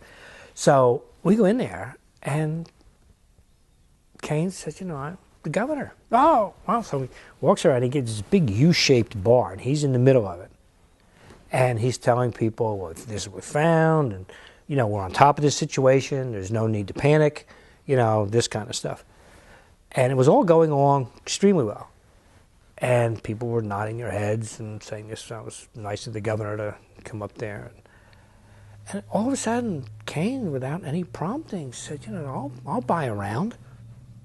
Well, he had like $5 in his pocket or whatever. He said, I'll buy a round. Well, someone threw open the front door and yelled out the door, the governor's buying. And about 3,000 people storming into this bar, and I was thinking about, I think Chris Daggett might have been with me. We're staying in the back. I said, who's going to pay for all of this? I said, Tom Kane's not going to pay for this. He was going to pull his broken arm routine. He's not going to pay for it. So I went to the bartender and I said, you the owner? He said, well, I own a piece of it. Well, I knew what that meant, So I said, all right, look, here's my name, here's my address. Send us a bill for whatever this is, and and I don't know if he ever padded the bill or not. He probably did, but I didn't care, And but it was unbelievable. But it was great. At the end of it, they were cheering him, hip hip hooray for Tom Kane. It was great. And it was about 2 weeks after that, or maybe it was shortly after that. The incident you're talking about was in Nutley, I think, where he went in actually the moon suit or whatever they call those things. And that picture made, as you can imagine, every newspaper, news magazine, television show, whatever. And that showed that here was a guy, he wasn't sitting in Trenton saying, gee, that's a real problem, somebody go take care of it. that this guy got in the car and came up there, talked to people, and showed the kind of concern that you see coming through when he does his television commercials and, come to New Jersey. This guy really cares about what goes on here. He cares about the people who live here. And you can't package that. You can't buy that. Either you have it or you don't have it. Another thing that I think happened in the first term was that he signed the South Africa divestiture bill, and that was big. Was that big? Yes, it was. There was tremendous opposition to that from the business community largely. It required the state to divest its holdings in any company that did business in South Africa, which was a lot of New Jersey companies. I didn't realize there were that many, but some had greater involvement than others, but there were a lot of companies. And there was a meeting in the governor's office with, 20, 25 either CEOs or executives of very large New Jersey businesses to come in and make their case to Kane, how this was going to be, they were going to be at a disadvantage and all that kind of stuff. And as he usually did, he listened and very calmly and very quietly and listened very intently to everything they had to say. And they made their case, and they made some good points, whatever. And at the end of it, he said, well, I'm going to do it anyway. And you could just sort of see the jaws start to drop. It was like dominoes around the room, And but it wasn't confrontational. It wasn't, no voices were raised. And he goes, it's just the right thing to do. And he was a person who was, as you know, in '85, endorsed by Coretta Scott King for re-election. Because of this? I don't think it was because of it. I think it obviously helped, But it was just in Tom Kane's mind. This was just the right thing to do. That if New Jersey could strike a blow, so to speak, against the apartheid policies of South Africa by doing this, by moving it front and center, by saying we're just simply not going to support directly or indirectly the policies of this government. The South African government is going to be quaking in their boots because New Jersey did this, but it's a start. It's something that had to be done. It was a pretty liberal thing to do, wasn't and at that time, yes. Yeah, very much so. Very much so. But, it didn't raise the kind of ruckus, I think, that a lot of people thought it was going to, because I don't think it directly affected a lot of people. A lot of ordinary, everyday New Jerseyans. It was a symbolic gesture. Yeah, in many ways it was. It did have a business impact. There's no question about that. But all of those people who were there saying don't do this are probably all still in business today, getting $1 million bonuses. Michael, it didn't hurt them any. They may well have voted for Tom Kane in '85. They very well may have. Yeah, but it was a reasonably courageous thing to do in light of the circumstance. In '85, the Democrats nominated for governor the Essex County executive, Peter Shapiro, Harvard-educated, bright, articulate, touted by his admirers as the first Jewish president of the United States. I hadn't heard that before, but that's interesting. You never heard that before? No. Yeah. And Kane trounced him. Biggest, most lopsided victory, I think, in history, modern state history. In history, 780,000 votes or something. I think percentage-wise, it was something like 70-30. 70-30. 70-30, yeah. Why did that happen? People were happy. They were happy with Kane. They were happy with their lot in life. As I say, the economy was very good. They, had a better opportunity to get their kids into college because there were more money for college loans and college tuition wasn't out of sight and all of the rest. There was that. Times were really very good. Peter, who was a wonderful, wonderful guy. He really, really was. But he looked like a high school sophomore. Which I hope he still looks the same way today. God bless him if he does. But people looked at him and they didn't see a governor. He was about 32 or 3. Yeah, I don't remember. Then. Yeah, and he had no issue to run on. to get rid of a sitting governor, you have to give people a reason to do that. You have to give people a reason to vote against the guy that they 4 years prior to that had voted for. And there just simply was no reason. Peter was in a position where he almost had to say, yeah, geez, things are really good and this, but vote for me anyway. We can do a better job of cleaning up Superfund. Yeah, exactly. And it just, he ran in the wrong year. I don't think Peter expected to win. I think everybody expected John Russo to win that primary. That's right. It was a 5-way primary. Yeah, and year. Peter wanted to run a strong second so he could run in 89. Ken Gibson, Bob Del Tufo, I believe. Yeah, I think Bill Tufo did too. And I think Peter was looking to 89. He'd make a strong showing. Wiley ran yeah. there. He'd get around. He'd meet all the county leaders and all of this, and he'd show that he could raise the money and all that. He was really looking to 89. And he woke up Wednesday morning and said, my God, I won. Alan Karcher played such a role at that point in time. He was Assembly Speaker. He was Kane's foil. Yes, he was. He really ran harder against Kane than Shapiro did, although his name wasn't on the ballot. Yeah. But he was out there criticizing Kane all the time. Tell us a little about that rivalry and. Alan was an extraordinarily bright guy. Died much too young. Extraordinarily bright man. But like a lot of people in politics who were as bright as he was, they sometimes overthink things and overstate their case, and then they begin to look, not that they're reasonable, but a little bit unreasonable. And that's where Alan went. One of the things that hurt him was there was a bill passed that would have reinstated prayer in the public schools. And Kane vetoed the bill on the advice of his Attorney General that it was unconstitutional. Alan Karcher took Tom Kane to court and spent, I don't know how much money, fighting this thing all the way up and lost every step of the way. Wait a second. Karcher wanted prayer in the schools? He challenged Kane's veto that this bill did not provide for prayer in the public schools. It was one of those, a minute of silent meditation or something. I can't remember exactly what the phrase, but I think that was it. And he challenged it, that it was not unconstitutional, that it really was having kids stay quiet for a minute and meditate on whatever it is they want to meditate on, whether it was, I get pizza after school or, I wonder if Susie will go out with me to meditate on whatever they want to meditate on. And what hurt the case was the Carmen Arecchio, who was the Senate president during the debate on the bill in the Senate, said, this is how we're going to get prayer in the public schools. And so that signaled legislative intent.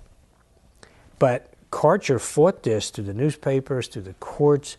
I don't remember how much. He spent public money because he got the legislature to finance the suit. And that hurt Alan. And I think that was a case of his overthinking and overplaying his hand because he was convinced that this was going to be an embarrassment to Kane and that this would cost Kane politically because people really did want prayer in the public schools. I don't know what he based that on, but that was a fairly widespread belief. Whether that was true or not, I don't know. So he would do things. It was sort of like a step too far sometimes. For example, when they wanted to create the Transportation Trust Fund, Alan decided this was not a good idea. So we put together a press conference with Tom Kane and about 50 union guys, including those burly guys who run the cranes and, the heavy construction guys, the guys you stay away from, or when the fight breaks out in the barroom, you want to be on their side. And they all came to Trenton and stood with Tom Kane about how wonderful this was and all of that, because, the subtext was, this is our money talking about here. And I never saw anything like it in my life. They pinned Alan Karcher in the hallway, sort of formed this semicircle around Karcher.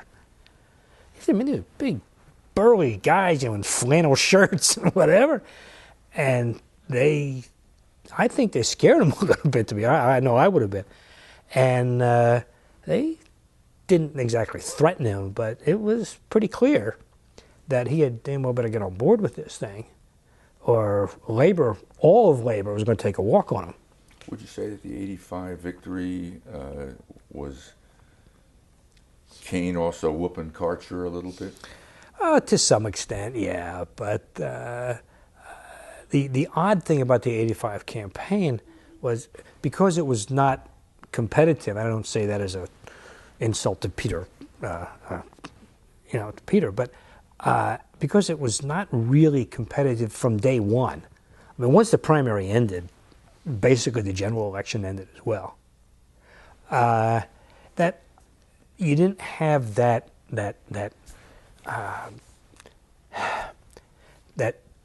enthusiasm that a competitive race creates.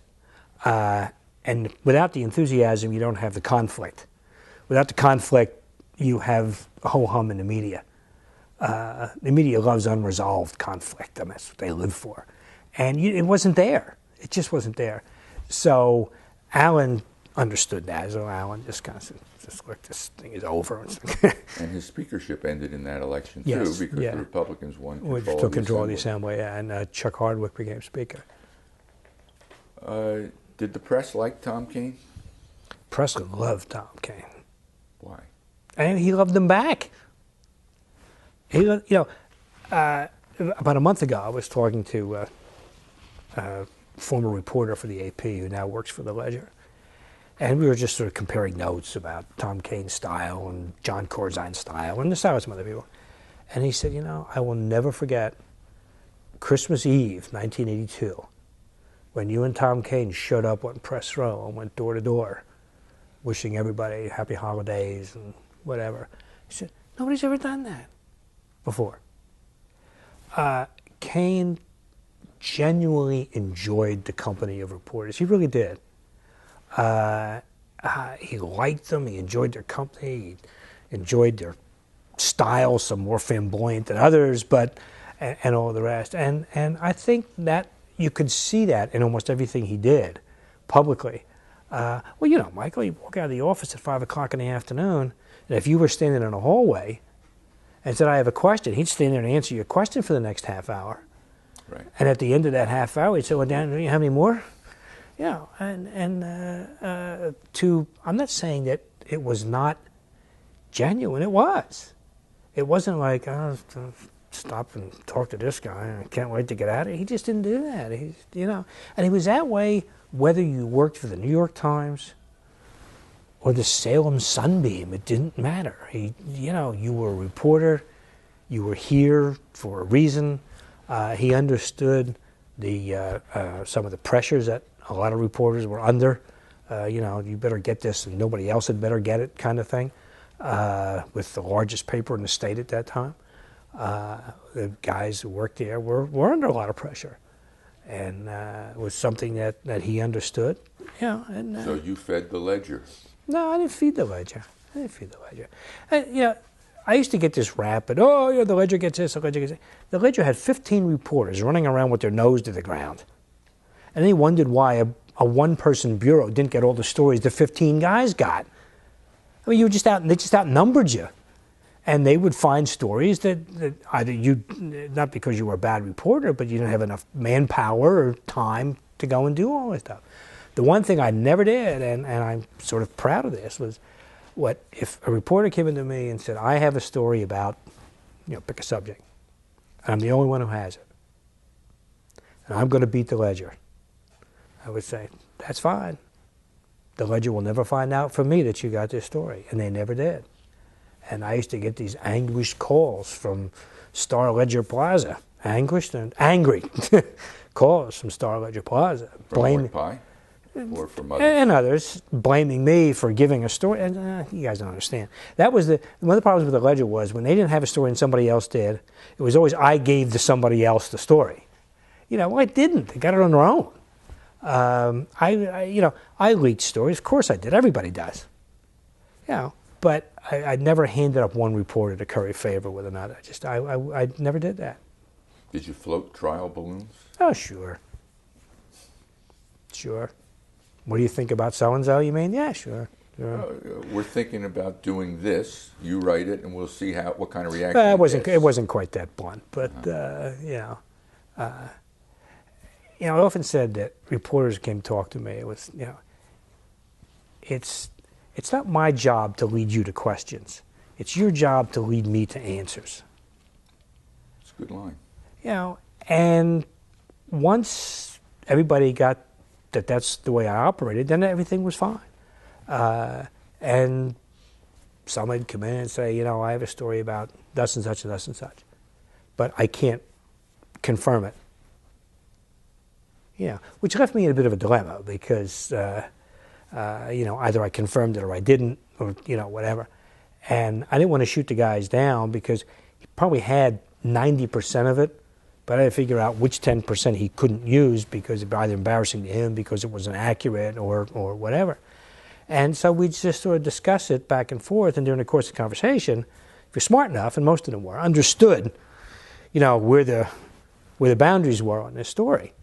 And I did that many times. The only time I actually leaked something to avoid embarrassment was, and this is just so silly, but Travel and Tourism made a whole bunch of coffee mugs that said New Jersey and you perfect together on these big blue or white or whatever they were, coffee mugs. So they came over and they very proudly gave me one. I'm looking at it, I turned it upside down. The bottom said made in China. I said, I gotta somehow control this before some wise ass gets a hold of it. So I went down the hall to a reporter. I said, you gotta call Travel and Tourism and find out why this thing says made in China. So she did, and she ran the story the next day. Well, everybody has to follow it, and the story died after like 2 days. Yeah, but those sorts of things. You're reminding me of your style, which, as I recall, it had several components, but one of the components was that you talked to a reporter like we're talking right now. One would call you on the phone and talk about an issue or a situation, and you just talk it based on what you knew and what you felt you could say. Nowadays, when you call a governor's office, you get the one line, you get the one, you get the party line, you get the what we've decided to say about this, and that's all you get. Would you advise guys today to be more forthcoming, or is it a different environment today than it was 25 years ago? I think there's too many people in the business that I was in, too many people in the business today who are convinced that everything is gotcha journalism. And as a result, they're constantly on their guard. And when you're constantly on your guard, your first reaction is to say either nothing or as little as possible. And that's the mistake, I think. Look, if someone's out there playing gotcha journalism, they'll get you anyway. At some point or other during the course of this whole thing, they'll get you. So what? So you got me. I'm going to get you 10 times. No, I think you have to establish not a personal relationship. Look, the relationship between a government official and a press is always going to be adversarial. It's just the nature of the two businesses. It's always going to be adversarial. It doesn't have to be hostile. Just adversarial. You have a job, I have a job. You know what you have to do, I know what I have to do. I will help you to the extent that I can. I'll be as forthcoming as I can without betraying confidences or telling you things that I can't tell you. I was fortunate in the sense that I had, Tom Caney had a great deal of confidence in me.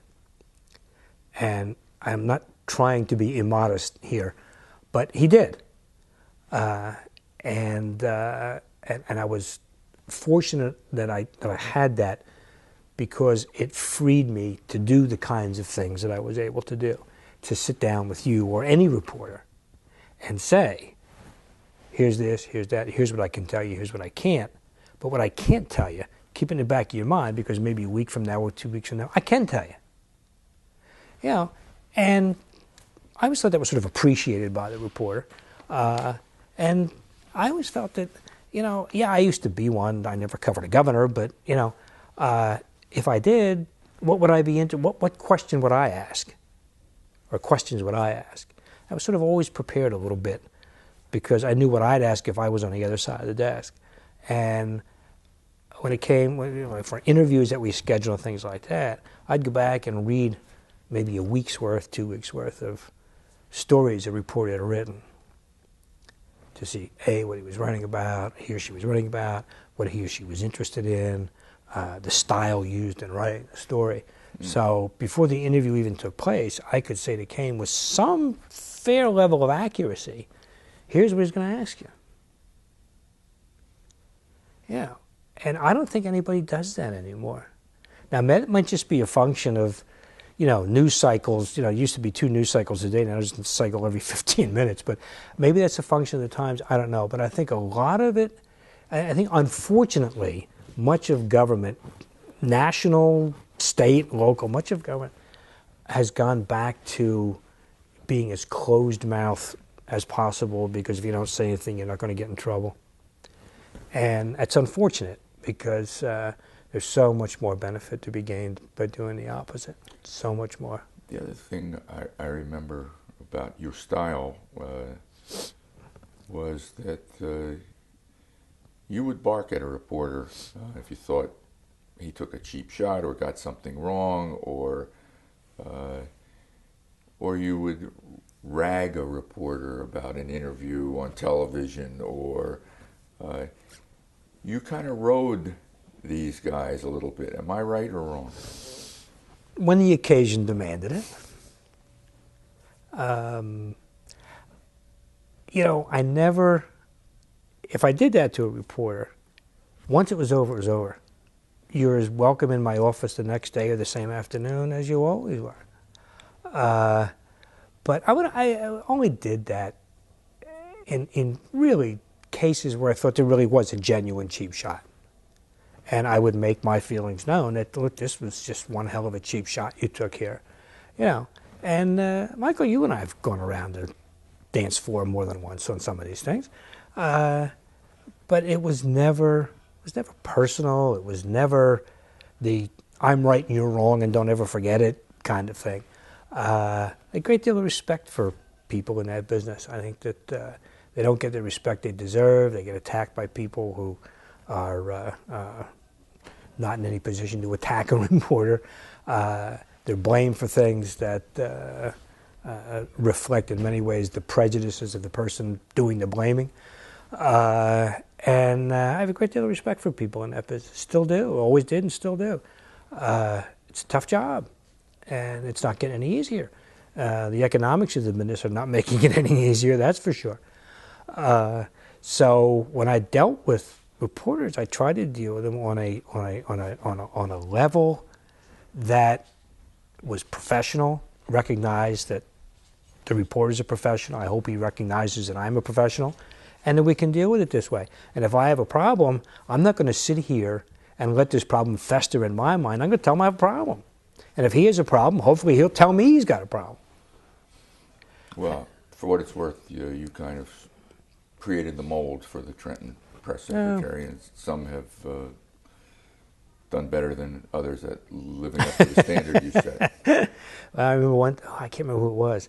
Someone took a poll on press people in state government, and I won, which I thought was more a reflection of currying favor than, who wants to be the favor of the spokesperson for the Department of Labor? Better to curry favor with the guy in the front office, But during the course of that, somebody said, once you get past his prickly personality, he's okay. Yeah, I guess so. I don't know. Well, I used the word intimidating before we went on camera here. There was an intimidating element to your style that it took me about a dozen years to get over and realize that it was all bark and no bite.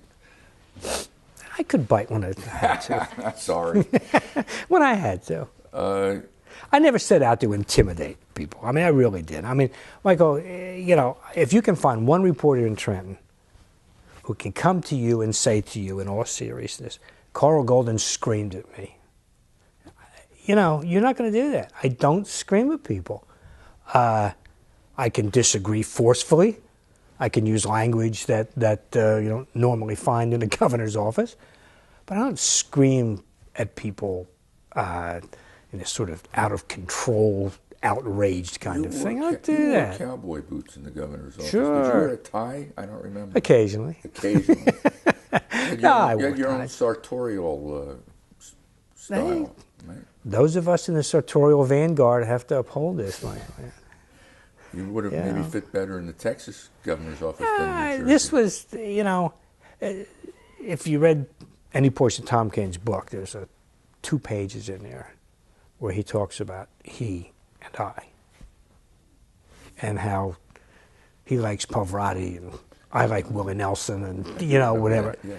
And The politics of inclusion. yes, and I think that was part of why we got along as well as we did. He said to me, you come in here and we ask you something, or there's a discussion going on, a policy discussion, whatever, and whatever you say, it represents sort of what people out there outside the State House are thinking. Whether it's sort of like the blue-collar response to something or whatever. And I think I brought that sort of dose of real life, realism. The governor's office can be a very isolating place. And you wind up getting tunnel vision. You think the whole world is as interested in this one single thing that you are. Then you go outside and you find out they don't care. And I think I was able, because of my background and history and whatever, to bring a little bit of a sense of reality and a broader context to some of this stuff. And I think Kane appreciated that. I mean, Kane came from a very different background from mine, extremely different background from mine. But it never got in the way. I mean, at least never seemed to get in the way. He asked me, where do you get, where in New Jersey do you get cowboy boots? You can get them a lot of places. You want a pair? Come on, I'll go. No. But he was, very interested in other people and how they thought and how they felt and the kinds of things that they did. He was extremely interested in. Never personal, like, how do you get along with your wife? But I mean, very interested in the thought processes of other people, what led them to certain conclusions, what they were proud of, what they were not proud of. He was very much interested in that. How much time do we have left on this tape? Maybe around 25 minutes. All right. Hold on, let's see for sure. 32 minutes on this tape. Let's try to wrap this up in 10 to 15 minutes. Sure. The second term of Kane was probably even more successful and productive than the first. Fair comment? Do you agree with that or not? Yeah, I would agree with that. I mean, he came in, let's face it, I mean, after the 85 re-election, he had unlimited political capital. I mean, he had, won with 70% of the vote. It doesn't get any better than that, and probably never will get any better than that. So he had enormous political capital. And in fact, there were some folks who criticized him for not taking a more active, head-on approach to the property tax issue. Coming in with this level of political capital, you could have done almost anything you wanted to do. You had a legislature that was, many members of whom owed their election to you in '85, the coattails that you had, and you could have used some of that political capital to go after things that had proven to be so difficult. Home rule and consolidation. Yeah, and exactly. And he felt that those were more issues that a government closer to people should be dealing with, the local governments, the local boards of education, the municipal governing bodies and things like that. And that he just never, he understood the argument, but he didn't accept the argument. He did some things, obviously, that required the expenditure of capital, but it was successful in the sense that we were still riding that wave. It began to sort of peter out toward the end of the administration, in '80, '89, the economy started. Just in time for Jim Florio. hey, sometimes better to be lucky than good, I guess. But and it started to peter out toward the end of it. So, but it was a little more productive in the sense that there are a lot of things that went on. One of the things was the whole public welfare program, the putting folks back to work in return for the family assistance checks and things like that. I mean, they were early stage things, but they were built upon, later on as time went by. So there were things like that. It was productive, but I think second terms are funny because you don't have to worry about re-election, and there's a tendency, particularly when it gets toward the end of it, the last year and a half, people begin to say, well, what do I do now? I've got to go back into the real world now and leave this great place we've been in.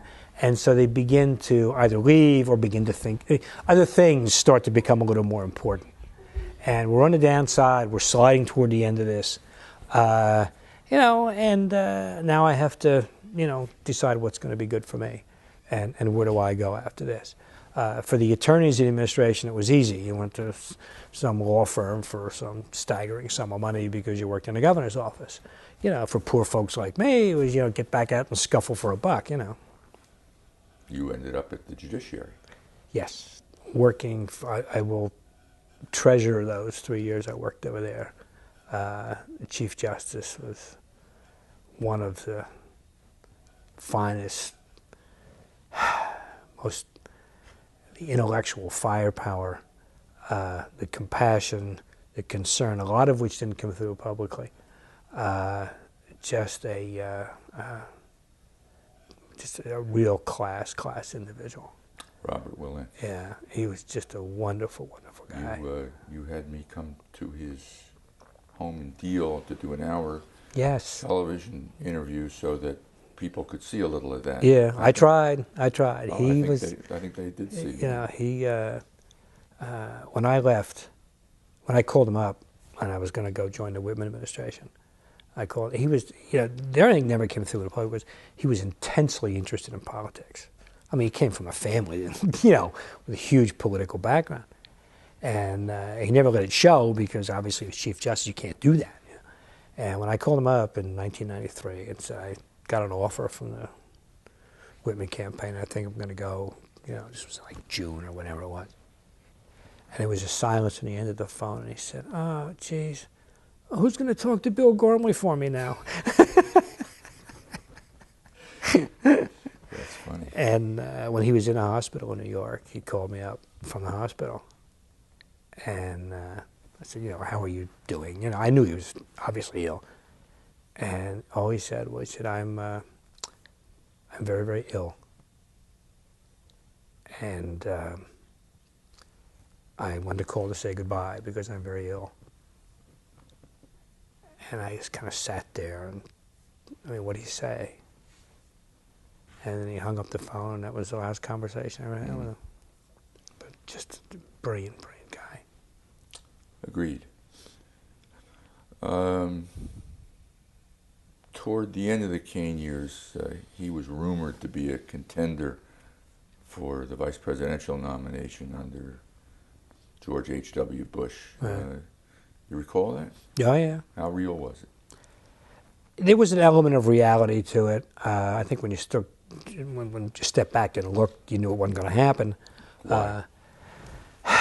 Wrong. He didn't come from an area of the country that a lot of people felt was fertile ground for the election of a Republican president. I mean, he didn't bring anything to the ticket. The Northeast wasn't going to go for George H.W. Bush with Tom Kane on a ticket or not on a ticket. We went to New Orleans. The convention was in New Orleans that year. And when Bush announced Dan Quayle as his selection, we had this sort of block of rooms in this hotel down in the French Quarter. And as soon as it came over television, I went down the hall. And other people were coming out. Michael Cole was there, and Ed McGlynn and some others. I went down the hall, and just got by Kane's door.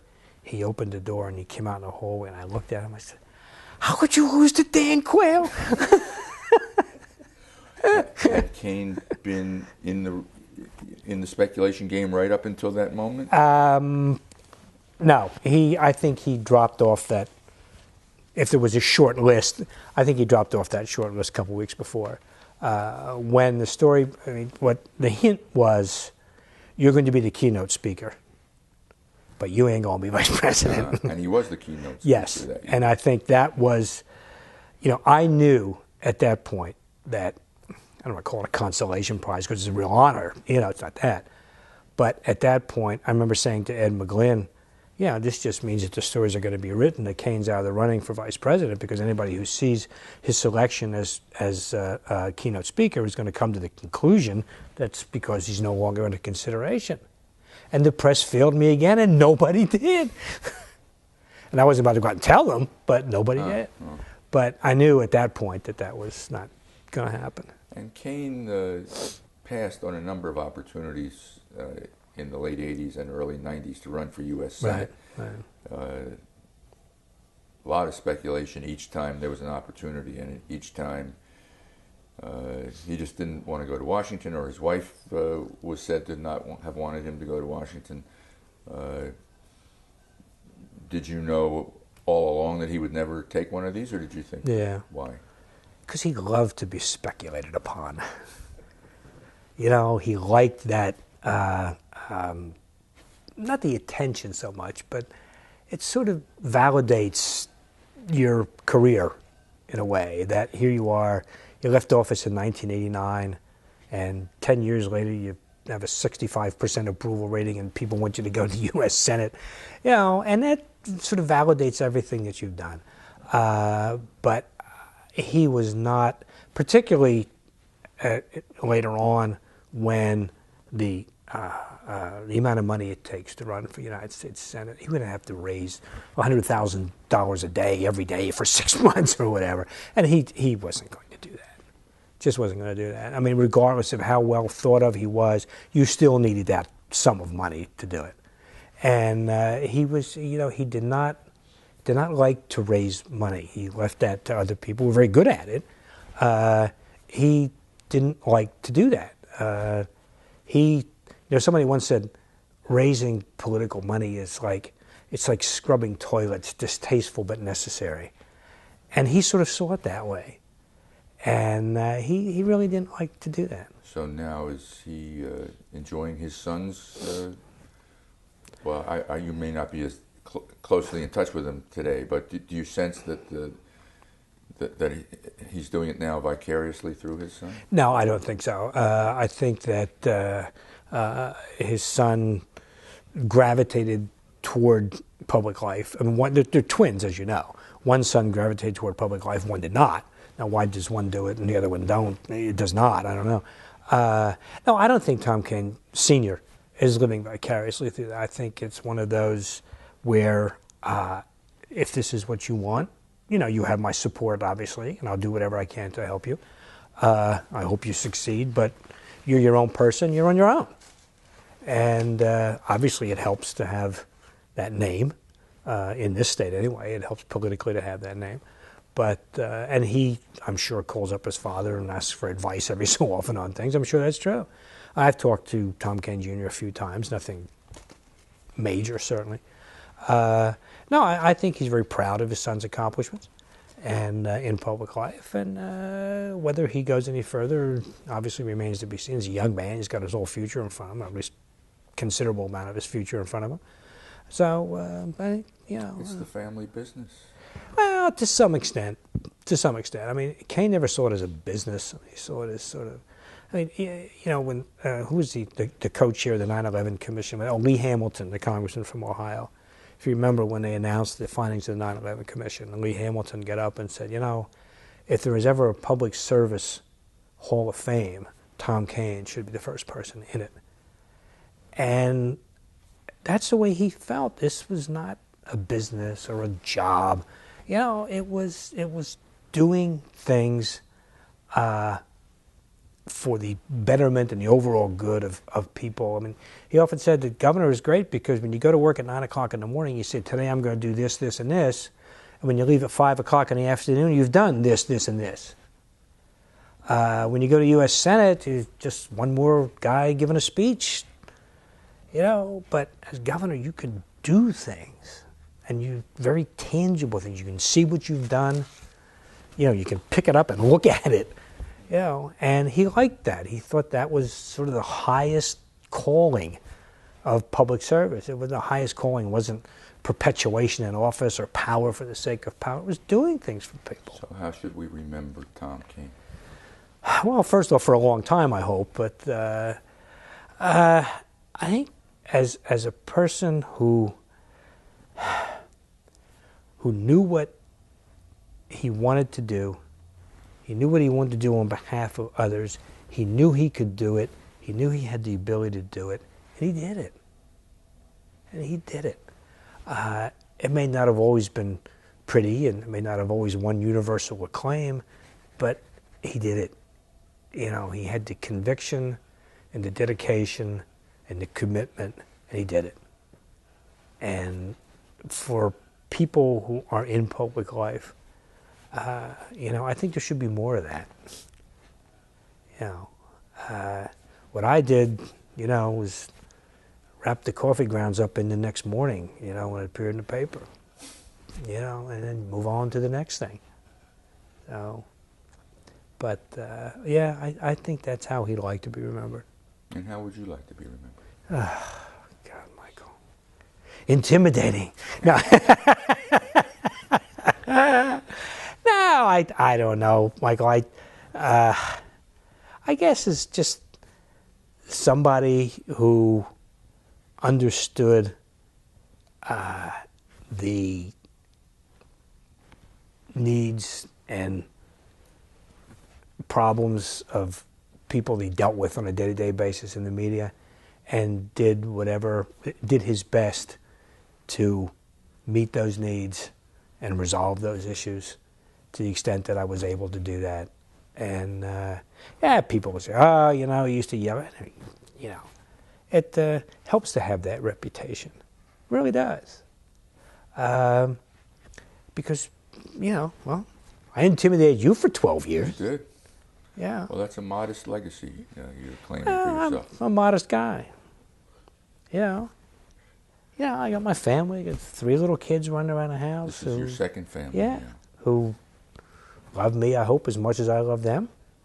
You know, when I look back on I honestly was thinking about this the other day because I knew you were coming down here, but when Kane won by 1,797 votes, what came from that? If he had lost, I probably would have gone my way. Linda would have gone her way. Okay? I don't know what I'd done. I don't know what she would have done, but we probably never would have established a relationship. These 3 little kids you see running around, who knows where they would be. You know? So what flowed from that victory were, in my judgment, all pretty good things. I wonder how many times that's multiplied over the lives of the people involved in the Kane administration. I don't know. But I think about that every so often. And it's kind of comforting sometimes. Interesting. Well, thanks for inviting us into your home. Michael, it was my pleasure. Believe me, it was my pleasure.